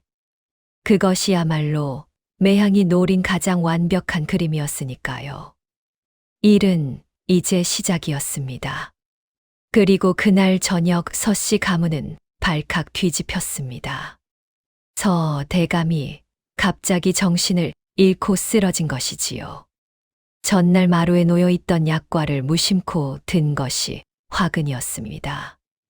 의원이 달려오고 온 집안이 새파랗게 질렸지요. 서 대감은 숨은 붙어 있었으나 며칠을 깨어나지 못한 채 알아누웠습니다. 독이요. 누군가 대감 어른께 독을 쓴 것이 분명하오. 의원의 말에 집안이 얼어붙었습니다. 그리고 그 순간 매향이 기다렸다는 듯 나섰지요. 마님, 소인이 차마 입에 담기 송구하오나 본 것이 있사옵니다. 매향은 떨리는 척 채연의 처소를 가리켰습니다. 사람들이 그 처소를 뒤지자 한 구석에서 작은 약병이 나왔지요. 바로 매향이 감추어 둔 그 약병이었습니다. 그리고 사람들은 떠올렸습니다. 둘째 며느리가 날마다 시아버지께 손수 약과를 날랐다는 것을. 순식간에 끔찍한 소문이 온 집안에 퍼졌습니다. 둘째 아씨가 대감 어른을 도구로 해하려 했다더라. 그러고 보니 날마다 약과를 가져다 드렸다지 않은가. 본디 윤가에서 보낸 며느리 아닌가. 처음부터 이 집을 노리고 들어온 게야. 모자란 줄로만 알았더니 모자란 척 우리를 속인 개로구나. 채연은 영문도 모른 채 끌려 나왔습니다. 사람들의 차가운 눈초리가 사방에서 그 아이를 찔렀지요. 채연은 그저 고개를 저을 뿐이었습니다. 아니에요. 저는 아버님 아프게 안 했어요. 그냥 맛있는 거 같이 먹고 싶어서. 허나 아무도 그 말을 믿지 않았습니다. 글도 셈도 모르는 그 아이의 말을 누가 귀담아 들어 주겠습니까? 채연은 그렇게 차디찬 광에 갇히고 말았습니다. 광문이 닫히고 빗장이 걸렸습니다. 사방이 칠흑 같은 어둠이었지요. 그 어둠은 채연이 평생을 갇혀 지내던 별채의 어둠과 꼭 닮아 있었습니다. 채연은 무릎을 끌어안고 덜덜 떨었지요. 유모, 나 무서워. 서방님. 그 아이는 오직 두 사람의 이름만을 가만히 불렀습니다. 끌려간 유모와 그리고 서방님이었지요. 그 시각 지우는 집에 없었습니다. 그림자의 일로 며칠째 도성 밖에 나가 있었지요. 윤 대감이 군량을 빼돌린 죄를 못 박을 마지막 한 조각을 쫓고 있었으나 그 단서는 좀처럼 잡히지 않았습니다. 끝내 빈손으로 돌아오던 길이었지요. 한대 집에 가까워질수록 심상치 않은 기운이 느껴졌지요. 대문을 들어선 지우는 집안의 소식을 듣고 그 자리에 굳어버렸습니다. 아버님이 독에 쓰러지셨고 채연이 그 죄를 쓰고 광에 갇혔다는 것을. 무어라? 지우는 곧장 아버지의 처소로 달려갔습니다. 서 대감은 여전히 깨어나지 못한 채 가쁜 숨만 몰아쉬고 있었지요. 그 곁을 지키던 형, 서지연이 침통한 얼굴로 입을 열었습니다. 그 윤가의 계집이 기어이 아버지께 독을 썼다. 약병이 그 처소에서 나왔고 날마다 약과를 날랐다는 증인도 있어. 젓가에서 보낸 년이 본색을 드러낸 게야. 더 볼 것도 없는 일이다. 형님은 그 말을 믿으십니까? 믿고 말고가 어디 있느냐? 증좌가 일이 명백한데 지우는 대답하지 않았습니다. 그저 쓰러진 아버지의 얼굴을 그리고 이 모든 일이 벌어진 정황을 차갑게 곱씹었지요. 머릿속에서 흩어져 있던 조각들이 하나씩 맞물리기 시작했습니다. 채연이 누구인가? 글도 셈도 모르고 약과 하나에 온 세상을 잇는 아이. 개미에게 약과를 나눠주고 길고양이에게 말을 거는 아이. 독을 구해 사람을 해할 머리가 그 아이에게 있을 리 없었습니다. 무엇보다 채연은 약과를 제 목숨처럼 아꼈지요. 그 약과에 독을 탄다는 것은 채연에게는 가장 있을 수 없는 일이었습니다. 그렇다면 누가? 지우는 그 길로 채연이 갇힌 광으로 향했습니다. 빗장 너머 어둠 속에서 작은 그림자가 떨고 있었지요. 채연아. 서방님. 채연이 빗장으로 기어왔습니다. 그 얼굴은 눈물범벅이었지만 지훈의 목소리를 듣자 어린아이처럼 환해졌지요. 서방님. 저는 아버님 아프게 안 했어요. 정말이에요. 그냥 같이 약과 먹고 싶었던 건데. 유모도 갑자기 사라졌어요. 저는 무슨 일인지 하나도 모르겠어요. 유모를 누가 데려갔느냐? 혹 보았느냐? 매향 언니가요. 매향 언니가 갑자기 방에 들어오더니 유모가 스르륵 잠들어 버렸어요. 그러니까 매향 언니가 잠든 유모를 업고 갔어요. 제가 데려가지 말라고 했는데 그냥 데려갔어요. 유모가 잠들기 전에 사랑채 약과는 먹지 말라고 했는데 지훈의 눈빛이 칼날처럼 번뜩였습니다. 매향.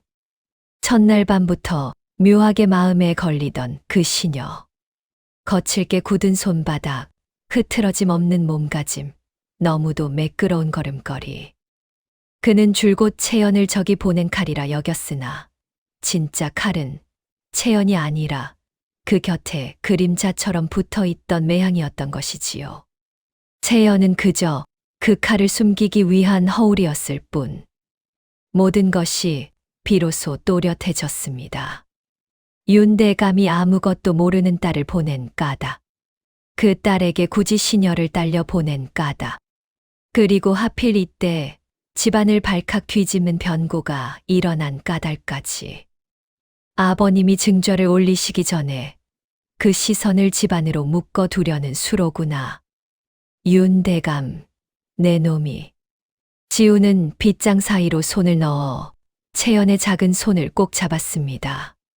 그러고는 품에서 무언가를 꺼내 그 손에 쥐어 주었지요. 약과였습니다. 채연이 가장 좋아하는 그 약과였지요. 이걸 쥐고 있어라. 무서울 때마다 내가 곁에 있다고 생각하고. 서방님, 저 여기 있어도 괜찮아요. 서방님도 볼 수 있고, 약과도 있고, 예전 집보다 훨씬 나은 거려. 그 말에 지우는 숨이 턱 막혔습니다. 갇혀있는 이 차디찬 광이 예전 집보다 낫다니. 그제야 그는 그동안 보아온 것들이 한꺼번에 가슴을 때리는 것을 느꼈습니다. 약과 한 조각의 눈물을 글썽이던 그 모습. 머리를 한 번 쓰다듬어 주었을 뿐인데 마치 처음 받아보는 것인 양 온몸을 떨며 어쩔 줄 모르던 그 모습. 칼을 든 사내 앞에서도 두려워할 줄 모르고 도리어 피 흘리는 제 상처에 제 옷을 찢어 호 불어주던 그 손길. 지우는 천천히 깨달았습니다. 이 아이는 제가 여태 의심해온 그런 곱게 자란 대갓집 딸이 아니라는 것을. 어쩐 까닭인지는 몰라도 따뜻한 손길 한 번 받아보지 못하고 외롭게 자라온 아이라는 것을. 갇히는 일도 버려지는 일도 그저 익숙하기만 한 아이라는 것을. 지우는 그 작은 손을 두 손으로 감싸 쥐었습니다. 그 처지가 어쩌면 제 처지와 그리도 닮았는지요. 가문의 도구로만 길러진 자신과 어딘가 모르게 외로움이 꼭 닮은 이 아이. 지우는 목이 매는 것을 삼키며 나직이 말했습니다. 아니다. 내가 반드시 너를 여기서 꺼내주마. 환한 곳으로, 다시는 어둠에 갇히지 않을 곳으로. 그러니 조금만 견뎌다오. 채연은 어둠 속에서 가만히 고개를 끄덕였습니다. 그러고는 그 약과를 두 손으로 꼭 쥐었지요. 마치 세상에서 가장 귀한 보물이라도 되는 것처럼. 광을 나서는 지훈의 두 눈에는 이제껏 없던 빛이 서려 있었습니다. 그는 평생을 오직 가문을 위해서만 칼을 들어왔습니다. 아버지의 명에 따라 가문의 그림자로 살아왔지요. 한 번도 제 뜻으로 칼을 든 적이 없었습니다. 허나 이번만은 달랐지요. 처음으로 그는 한 사람을 위해 칼을 들기로 마음먹었습니다. 가문도 아버지의 명도 아닌 오직 저 어둠 속에서 약과를 꼭 쥔 한 사람을 위하여. 기다려라, 채연아. 내가 내 결백을 세상에 밝혀주마. 지훈의 그림자가 밤의 어둠 속으로 길게 뻗어 나갔습니다. 이제 진짜 싸움이 시작되려 하고 있었지요. 지훈은 먼저 갇힌 봉씨를 찾아 나섰습니다. 누명을 벗기려면 진실을 아는 증인이 살아 있어야 했으니까요. 그는 그림자의 일로 단련된 솜씨로 매항의 발자취를 거꾸로 되짚어 갔습니다.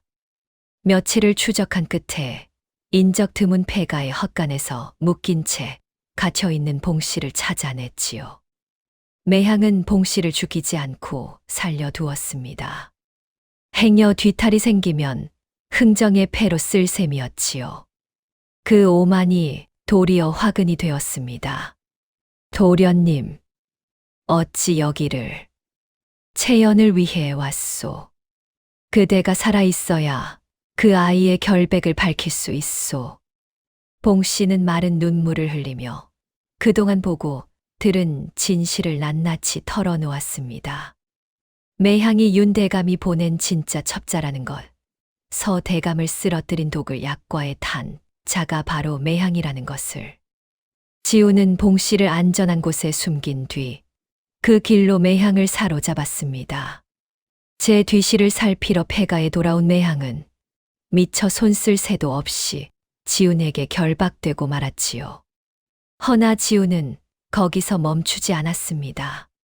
집안에 누명을 씌운 매향을 잡은 것만으로는 이 일의 뿌리를 뽑을 수 없었으니까요. 모든 악의 근원은 윤대감. 그 자를 무너뜨리지 않으면 채연도 서씨 가문도 영영 그 소나귀에서 벗어날 수 없었습니다. 지훈은 그동안 그림자로 살며 윤대감이 빼돌린 군량의 자취를 끈질기게 쫓아왔습니다. 흩어진 장부 조각을 잇고 끊긴 길목을 되짚으며 그 군량이 마침내 윤대감 댁 뒤편 깊은 산자락 어딘가로 흘러든다는 데까지 좁혀두었지요. 다만 그 험준하고 외진 산속 어디에 군영이 숨어 있는지 그 마지막 한 걸음을 끝내 확인하지 못한 채 여러 달을 애태워 왔습니다. 섣불리 들어갔다가는 목숨을 잃기 십상이었으니까요. 허나 이제는 더 지체할 수 없었습니다. 채연이 누명을 쓰고 갇힌 마당에 윤대감이 증좌를 인멸하기 전에 끝장을 보아야 했지요. 지훈은 마침내 목숨을 건 결행을 마음먹었습니다. 그날 밤 지훈은 홀로 검은 옷을 입고 그 산자락으로 숨어들었습니다. 며칠을 산속에서 잠복하며 사병들의 동선을 살핀 끝에 마침내 골짜기 깊숙이 숨겨진 그 군영을 찾아냈지요. 그러고는 경비의 눈을 피해 살얼음을 밟듯 그 심장부로 잠입했습니다. 한 발만 헛디뎌도 다시는 살아 돌아오지 못할 사지였지요. 그리고 마침내 지훈은 두 눈으로 똑똑히 보았습니다. 골짜기에 빼곡히 들어선 막사들, 변방으로 가야 할 나라의 군량으로 배를 불린 수백에 이르는 사병들. 그들이 밤마다 칼을 갈고 진을 짜며 때를 기다리고 있었습니다. 한낱 도적대가 아니라 잘 조련된 군대였지요. 지훈은 그 심장부에서 빼도 박도 못할 증좌들을 손에 넣었습니다. 사병들에게 나누어 준 무기의 출처를 적은 군적, 빼돌린 군량의 양과 그 행방을 낱낱이 기록한 장부, 그리고 무엇보다 윤대감이 제1당과 주고받은 한 통의 밀서가 있었지요. 그 밀서에는 차마 입에 담기 두려운 내용이 적혀 있었습니다. 가을 거지가 끝나는 때를 거사일로 삼아 도성으로 진군하여 임금을 끌어내리고 새 세상을 열겠다는 것. 명백한 반역의 모의였습니다. 지훈의 손끝이 떨렸습니다. 평생 가문의 그림자로 살며 캐고 또 캐온 그 모든 것이 마침내 이 한 통의 밀서로 완성된 것이었지요. 이것이면 그 누구도 부정할 수 없었습니다. 날이 밝는 대로 지훈은 그 모든 증좌를 들고 대궐로 향했습니다. 그러고는 임금 앞에 엎드려 한자 한자 또렷이 아뢰었지요. 전하, 윤대감이 변방의 군량을 빼돌려 깊은 산중에 수백의 사병을 길러싸웁니다. 여기 그 군영의 위치와 군적, 빼돌린 군량의 장부가 있사옵니다. 그리고 이것은 윤대감이 가을거지 후 도성으로 쳐들어와 보위를 넘보려 한 영모의 밀서이옵니다. 부디 통촉하여 주시옵소서. 대전이 발칵 뒤집혔습니다. 영모라는 두 글자에 신료들의 낯빛이 하얗게 질렸지요. 임금의 용안에도 노여움과 충격이 어렸습니다. 곧 윤대감이 임금 앞에 불려 나왔습니다. 허나 윤대감은 결코 호락호락 무너질 자가 아니었지요. 평생을 거짓과 모략으로 권세를 쌓아온 그 늙은 여우는 그 엄청난 증좌 앞에서도 눈 하나 깜짝하지 않았습니다. 그는 도리어 통탄하듯 바닥에 엎드려 부르짖었지요. 전하, 억울하옵니다. 이는 모두 서씨가 신을 해하려 꾸며낸 모함이옵니다. 군적이며 장부며 밀서며 그까지 종이 쪼가리야 얼마든지 위조할 수 있는 것이 아니옵니까? 신은 평생을 전하께 충성으로 살아온 몸이옵니다. 부디 통촉하여 주시옵소서. 윤대감은 그러고는 천천히 고개를 돌려 지훈을 바라보았습니다. 그 눈빛에는 짐짓 서운하고 안타깝다는 빛이 가득했지요. 여보게, 서서방. 자네가 어찌 이럴 수가 있는가. 명색이 한 집안 사위가 장인을 이리 역적으로 몰아세우다니. 우리가 이제 한 핏줄로 맺어진 가족이 아닌가. 무슨 오해가 있었는지는 모르나 부디 이 늙은 장인의 손을 잡아주게. 피 한 방울 섞이지 않은 정으로 지훈의 칼끝을 무디게 하려는 수작이었습니다. 허나 지훈은 한치도 흔들리지 않았지요. 그는 싸늘한 눈으로 윤 대감을 마주보며 나직이 되물었습니다. 장인 어른, 가족이라 하셨습니까? 그럼 어찌 그 친딸에게 그러실 수 있으셨습니까?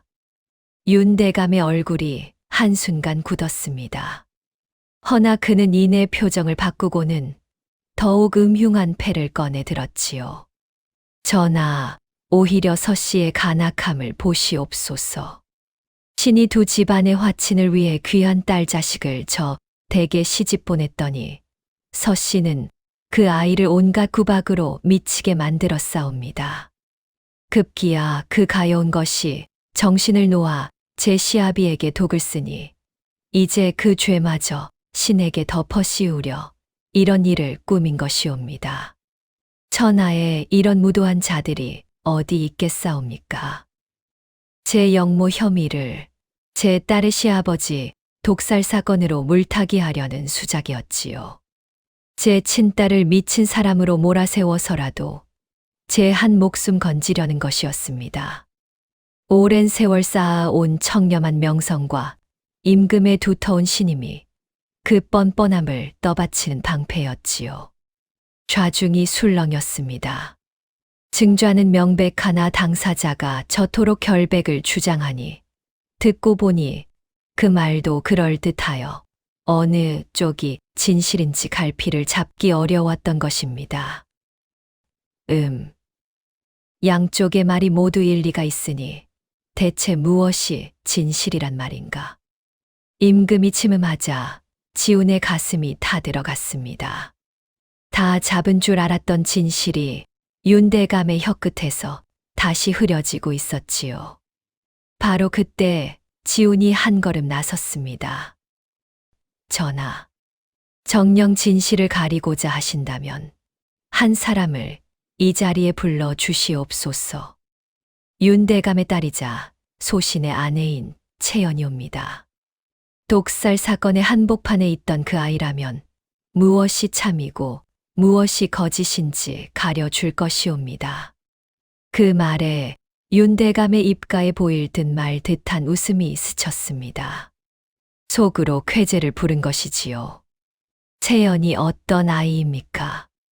글도 셈도 모르고 세상 물정 하나 모르는 모자란 아이.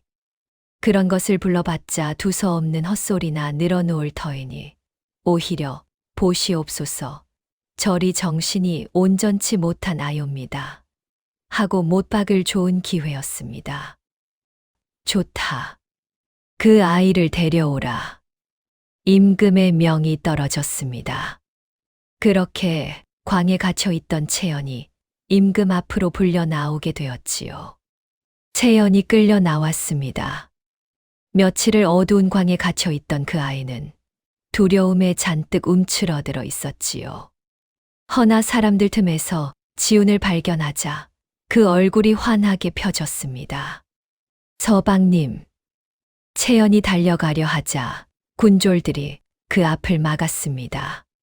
채연은 영문을 몰라 눈만 끔뻑였지요. 그 천진한 모습의 좌중은 과연 모자란 아이라며 수군거렸고 윤대감의 입가엔 다시 미소가 번졌습니다. 임금이 채연을 내려다보며 부드러이 물었습니다. 아이야, 두려워 말거라. 묻겠노라. 내가 정녕 내 시아비에게 독을 썼느냐. 채연은 고개를 도리도리 저었습니다. 아니에요. 저는 아버님 안 아프게 했어요. 그냥 같이 맛있는 거 먹고 싶어서 약과를 갖다 드렸을 뿐인데 아버님이 갑자기 쓰러지셨어요. 저는 정말 아무것도 안 했어요. 그때 윤 대감이 끼어들었습니다. 그는 딸을 향해 은근한 눈짓을 보내며 다그치듯 말했지요. 채연아, 내가 정신이 흐려 저지른 일이 아니더냐. 어서 그렇다고 아뢰어라. 너는 그저 아파서 그런 것이라고. 그리하면 이 아비가 너를 지켜주마. 거짓말을 하라는 것이었습니다. 제 죄를 덮기 위해 딸에게 미친 사람이 되라 종용하는 것이었지요. 보통의 아이라면 그 서슬에 겁을 먹고 시키는 대로 했을지도 모릅니다. 허나 채연은 거짓말을 할 줄 모르는 아이였습니다. 아기가 무엇인지, 꾸밈이 무엇인지조차 모르는 아이. 그 아이는 그저 제가 본 것을 본 그대로 말할 뿐이었지요. 아니에요. 저 안 아파요. 그리고 저 봤어요. 매향 언니가. 채연은 결박된 매향을 가리켰습니다. 매향 언니가요. 제가 갖다 둔 약과에 하얀 가루를 솔솔 뿌렸어요. 저는 그게 양념인 줄 알았는데 그거 뿌리고 나서 아버님이 그 약과를 드시고 쓰러지셨어요. 좌중이 술렁이기 시작했습니다. 매향의 낯빛이 하얗게 질렸지요. 거짓이옵니다. 모자란 것이 헛것을 본 것이옵니다. 매향이 악을 썼습니다.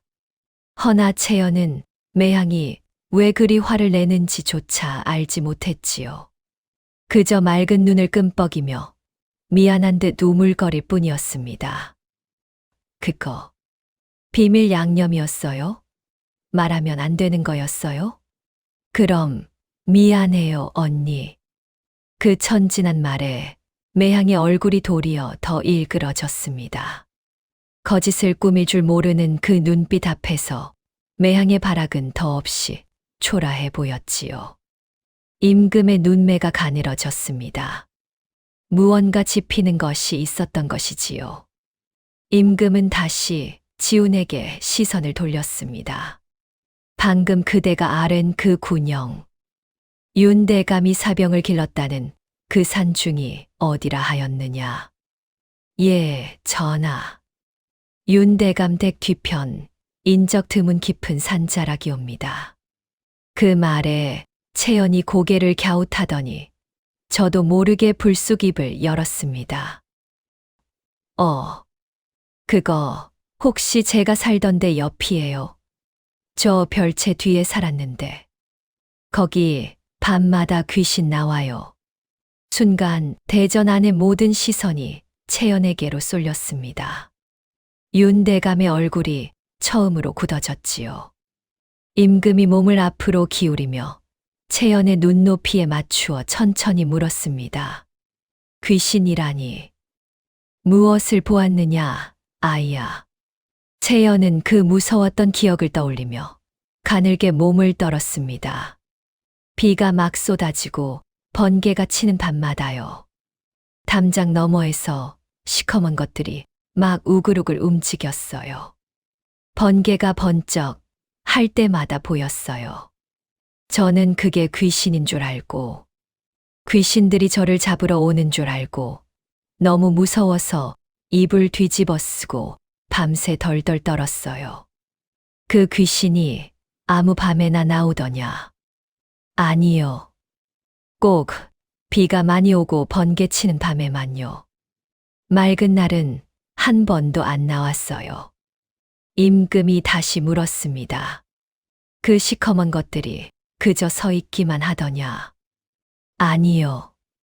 뭔가 무거운 걸 막 끌고 다녔어요. 끙끙대면서 줄지어서. 산 쪽으로요. 저는 그게 귀신들이 뭘 옮기는 건 줄 알고 더 무서웠어요. 채연은 끝내 그것이 무엇인지 알지 못했습니다. 제 입으로 무슨 말을 하고 있는지조차 몰랐지요. 그저 평생을 홀로 떨며 견뎌온 그 무서움을 그대로 풀어놓을 뿐이었습니다. 한데 그 두서없는 공포의 조각들이 듣는 이들의 머릿속에서 하나의 또렷한 그림으로 맞춰지고 있었지요. 지훈이 그 마지막 쐐기를 박았습니다. 전하, 저 별채 뒤편이 바로 신이 아른 군영이옵니다.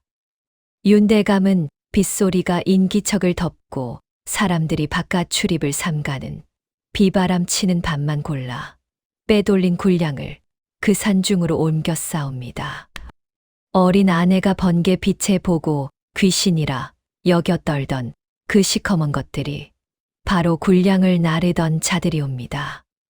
그리고 저 아이가 무서워하던 그 비오는 밤들이 신이 올린 장부의 군량이 빠져나간 날과 한치도 어긋나지 않사옵니다. 대전이 찬물을 끼얹은 듯 고요해졌습니다. 윤대감이 그토록 은밀히 비바람에 인기척을 숨겨가며 치러온 영모. 그 누구도 보지 못하리라 여긴 그 일을 제가 사람으로조차 여기지 않고 별채에 처박아 둔 딸이 두 눈에 고스란히 담고 있었던 것입니다. 위조라 발뺌하던 그 군영의 존재가 바로 그 곁에 살던 딸의 입으로 확증된 것이지요. 이 아이가 무슨 헛소리를. 윤대감의 목소리가 처음으로 떨렸습니다. 그 당황한 기색이야말로 그 어떤 장부보다 또렷한 증좌였지요. 평생 거짓말 한 번 할 줄 모르는 제 딸의 입에서 흘러나온 진실 앞에 노회한 권신이 쌓아 올린 거짓의 성이 마침내 와르르 무너지고 있었습니다. 임금이 자리를 박차고 일어났습니다. 그 용안은 노여움으로 시퍼렇게 물들어 있었지요. 내 이놈 윤가야, 충신의 탈을 쓰고 나라의 군량을 빼돌려 사병을 기른 것도 모자라 보위를 넘보고 이 임금을 끌어내리려 하였더냐. 그 죄를 덮으려 제 친딸까지 미친 사람으로 몰았단 말이냐. 여봐라, 저 대역 죄인을 당장 끌어내리고 산중에 숨겨둔 그 사병들도 한 놈 남김없이 잡아들여라. 군졸들이 우르르 달려들어 윤대감을 결박했습니다.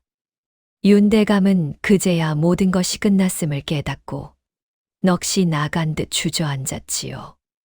평생을 거짓으로 쌓아 올린 권세가 단 하루아침에 무너졌습니다. 윤대감의 죄상은 그날로 낱낱이 밝혀졌지요. 군량을 빼돌린 죄, 사병을 길러 영모를 꾀한 죄, 임금의 명을 농락하고 제 자식마저 도구로 쓴 죄까지. 그 권세 높던 자는 모든 것을 잃고 그를 따르던 무리도 함께 척결되었습니다. 산중에 숨겨졌던 사병들도 모두 붙잡혀 흩어졌지요. 오래도록 조정을 좀먹던 어둠이 마침내 거치는 순간이었습니다. 윤씨 가문은 풍비박산이 났습니다. 채연을 그토록 괴롭히던 계모도, 약과로 약을 올리던 이복 동생 윤하경도 친정의 몰락과 함께 모든 것을 잃고 흩어졌지요. 따로 벌하지 않아도 그들이 쌓은 업이 스스로 그들을 무너뜨린 것입니다. 그리고 무엇보다 아무것도 모르던 그 아이, 평생 모자라다 손가락질 받던 채연이 거짓말 한 번 할 줄 모르는 그 맑은 마음 하나로 거대한 영모를 무너뜨린 것이었습니다. 누구의 도구도 아닌 한 사람으로서 말이지요. 채연의 누명도 그 자리에서 깨끗이 벗겨졌습니다. 임금은 지훈을 가까이 불렀습니다. 한낱 가문의 그림자로 살며 홀로 목숨을 걸고 영모의 전모를 파헤친 그 담대함과 명석함에 임금은 크게 탄복하였지요. 그대의 공이 실로 크도다. 그대 같은 인재라면 마땅히 조정에 두어 크게 쓸 것이다. 네, 그대에게 높은 벼슬을 내리겠노라. 무엇을 원하느냐 말해보아라. 좌중의 시선이 지훈에게 쏠렸습니다. 일평생 그림자로 살아온 둘째 아들에게 한순간에 부귀와 영달이 굴러 들어온 것이었지요. 허나 지우는 조용히 고개를 숙이며 아뢰었습니다. 전하의 하해와 같은 은혜, 신은 그저 황공할 따름이옵니다. 허나 신은 벼슬을 바라고 이 일을 한 것이 아니옵니다. 신은 그저 한 사람을 지키고 싶었을 뿐이옵니다. 부디 그 마음만 헤아려 주시옵소서. 지우는 그 큰 벼슬을 정중히 사양하였습니다. 평생 누군가의 뜻에 따라 칼을 들고 그림자로 살아온 그였습니다. 이제는 그 누구의 도구도 아닌 제 뜻대로 살고 싶었던 것이지요. 임금은 그 곧고 욕심 없는 마음을 가상히 여겨 더는 강권하지 않았습니다. 모든 일이 끝나고 지우는 채연을 데리고 집으로 돌아왔습니다. 그 무렵 독 기운을 떨치고서 대감이 긴 잠에서 깨어났지요. 지우는 아버지의 곁에 앉아 그동안의 일을 하나도 빠짐없이 아뢰었습니다. 윤대감의 영모와 그 척결, 매향의 죄와 채연의 누명, 그리고 그 모든 진실을 밝혀낸 것이 다름 아닌 며느리 채연이었다는 것까지. 다 듣고 난 서 대감은 한참을 말없이 천장만 바라보았습니다. 그러고는 천천히 둘째 아들을 향해 고개를 돌렸지요. 평생 단 한 번도 따뜻한 눈길을 준 적 없던 그 아들에게 지훈아, 예, 아버지. 내가 너를 늘 그림자에 세워두었지.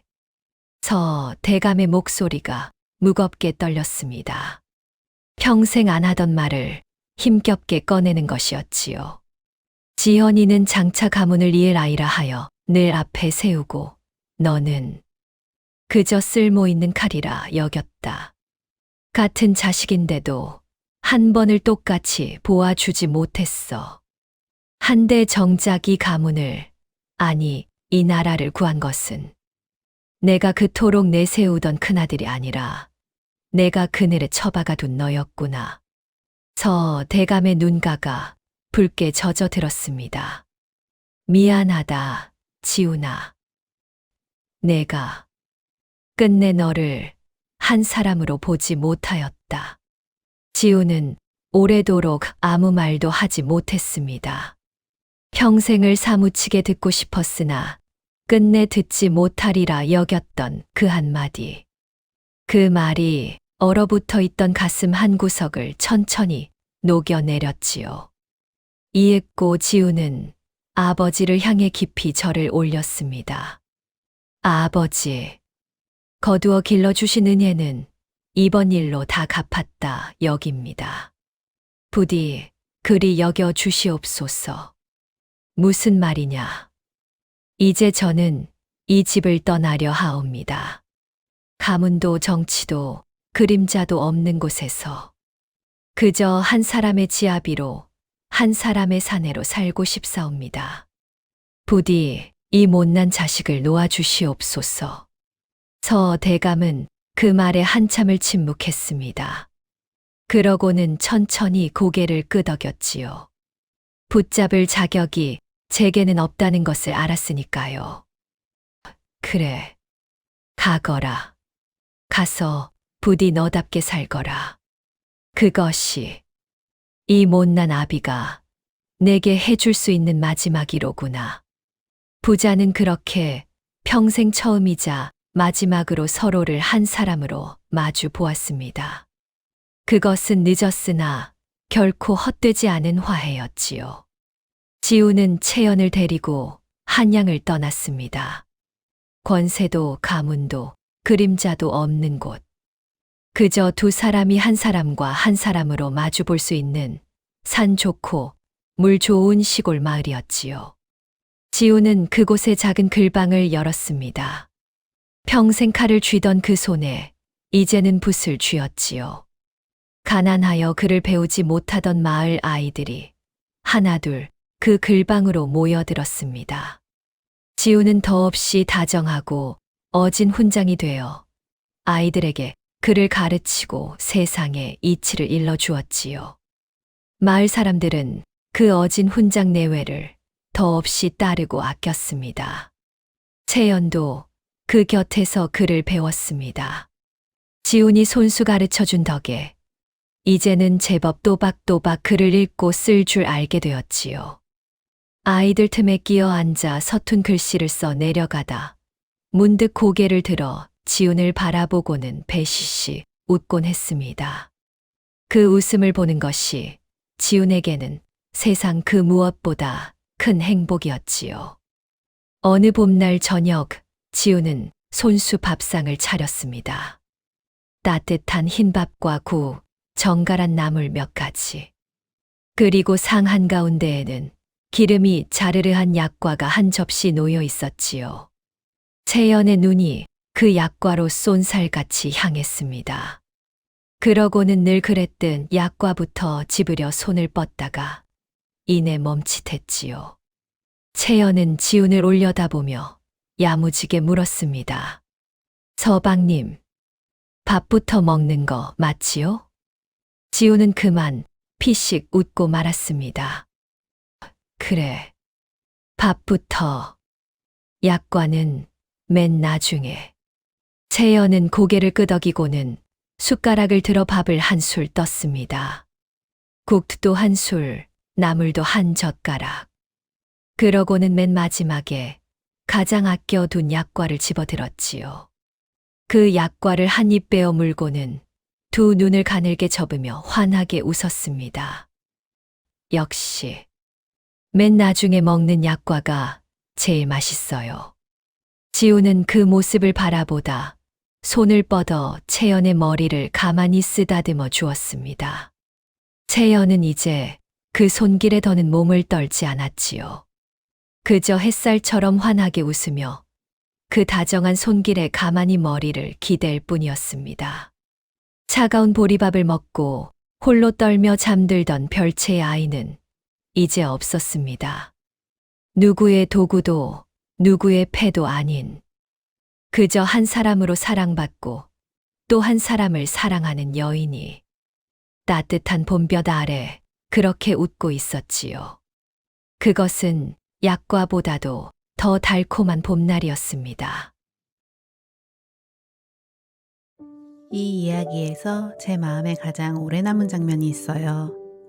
지훈이 채연에게 밥을 먼저 먹는 법을 가르쳐주고는 가만히 그 머리를 쓰다듬어 주던 장면입니다. 평생 누구의 다정한 손길도 받아본 적 없던 채연이 그 손길 하나에 그만 눈물을 뚝뚝 흘리지요. 세상은 채연을 그저 둔하고 모자란 사람이라 여겼습니다. 하지만 지훈은 그 누구도 들여다보지 않던 채연의 맑고 고운 마음을 먼저 알아봐 주었지요. 그리고 그 맑은 마음이 끝내 한 사람을 살리고 무너질 뻔한 가문까지 일으켜 세웠습니다. 저는 그 모습을 보며 이런 생각을 했답니다. 세상이 나를 어떻게 보든 잘난 것이 없어도 가진 것이 없어도 곁에서 단 한 사람이 있는 그대로의 나를 알아봐주고 아껴준다면 우리는 그렇게 살아갈 수 있는 거구나 하고요. 잘나서가 아니라 쓸모가 있어서가 아니라 그저 나라는 사람으로 사랑받는 것. 어쩌면 그것이 우리 모두가 바라는 일 아닐까요? 여러분들께서는 어느 장면이 가장 마음에 남으셨나요? 댓글로 들려주시면 정말 반갑겠습니다. 오늘 이야기를 마치며 우리 채연이가 그렇게도 좋아했던 약과, 그 약과에 관한 이야기를 가만히 더 들려드릴까 합니다. 약과는 밀가루에 참기름과 꿀을 넣어 반죽하고 기름에 튀긴 뒤 다시 꿀에 담가 만든 과자예요. 기름에 밀가루에 게다가 꿀까지. 지금이야 흔한 재료지만 옛날에는 이 셋이 다 더없이 귀한 것들이었습니다. 그래서 약과는 아무나 먹을 수 있는 음식이 아니었다고 합니다. 궁중의 잔치나 제사상, 귀한 손님을 맞을 때나 오르는 고급 음식이었지요. 오죽하면 약과를 만드느라 백성들의 살림이 거덜난다고 하여 고려에서도 조선에서도 한때 약과를 만들지 말라는 금지령이 내려진 적도 있을 정도였답니다. 과자 하나에 나라가 금지령을 내렸다니 그 귀함이 짐작이 가시지요? 멀리 고려 때에는 이 약과가 원나라에까지 고려에서 온 귀한 과자로 소문이 나 큰 인기를 끌었다고도 합니다. 조선시대에 와서도 약과는 잔치의 꽃이었다고 해요. 꽃 모양 틀에 곱게 찍어낸 것은 궁중약과, 네모 반듯하게 썰어낸 것은 개성약과라고 불렀고요. 그런데 이렇게 귀하고 손이 많이 가다 보니 잔치 음식이 너무 사치스러워진다는 걱정도 늘 따라다녔다고 해요. 오죽하면 영조 임금은 왕실 혼례의 사치를 줄이라며 혼수와 음식을 간소하게 하라는 법까지 따로 두었을 정도였답니다. 그러고 보면 평생 식은 보리밥만 먹던 이야기 속 채연이가 약과 한 입에 그토록 마음을 빼앗긴 것도 무리가 아니었어요. 그 옛날 임금의 잔치상에나 오르던 귀한 약과 한 조각, 그것이 외로운 별채의 아이에게 세상에 건넨 단 하나의 단맛이었습니다. 부디 여러분의 곁에도 그렇게 마음을 녹여주는 작은 단맛이, 그리고 채연의 순수함을 알아봐준 지훈 같은 사람이 늘 함께 하시기를 바랍니다. 역사 한 자락은 여기까지 들려드립니다. 달빛 아래 이야기 오늘도 함께 해주셔서 감사합니다. 다음 영상을 빠르게 만나보시려면 좋아요와 구독을 눌러주세요. 지금 화면에 나오는 달빛 아래 이야기에 더 재미있는 영상들도 함께 해주세요. 그럼 모두 행복한 하루 보내세요. 감사합니다.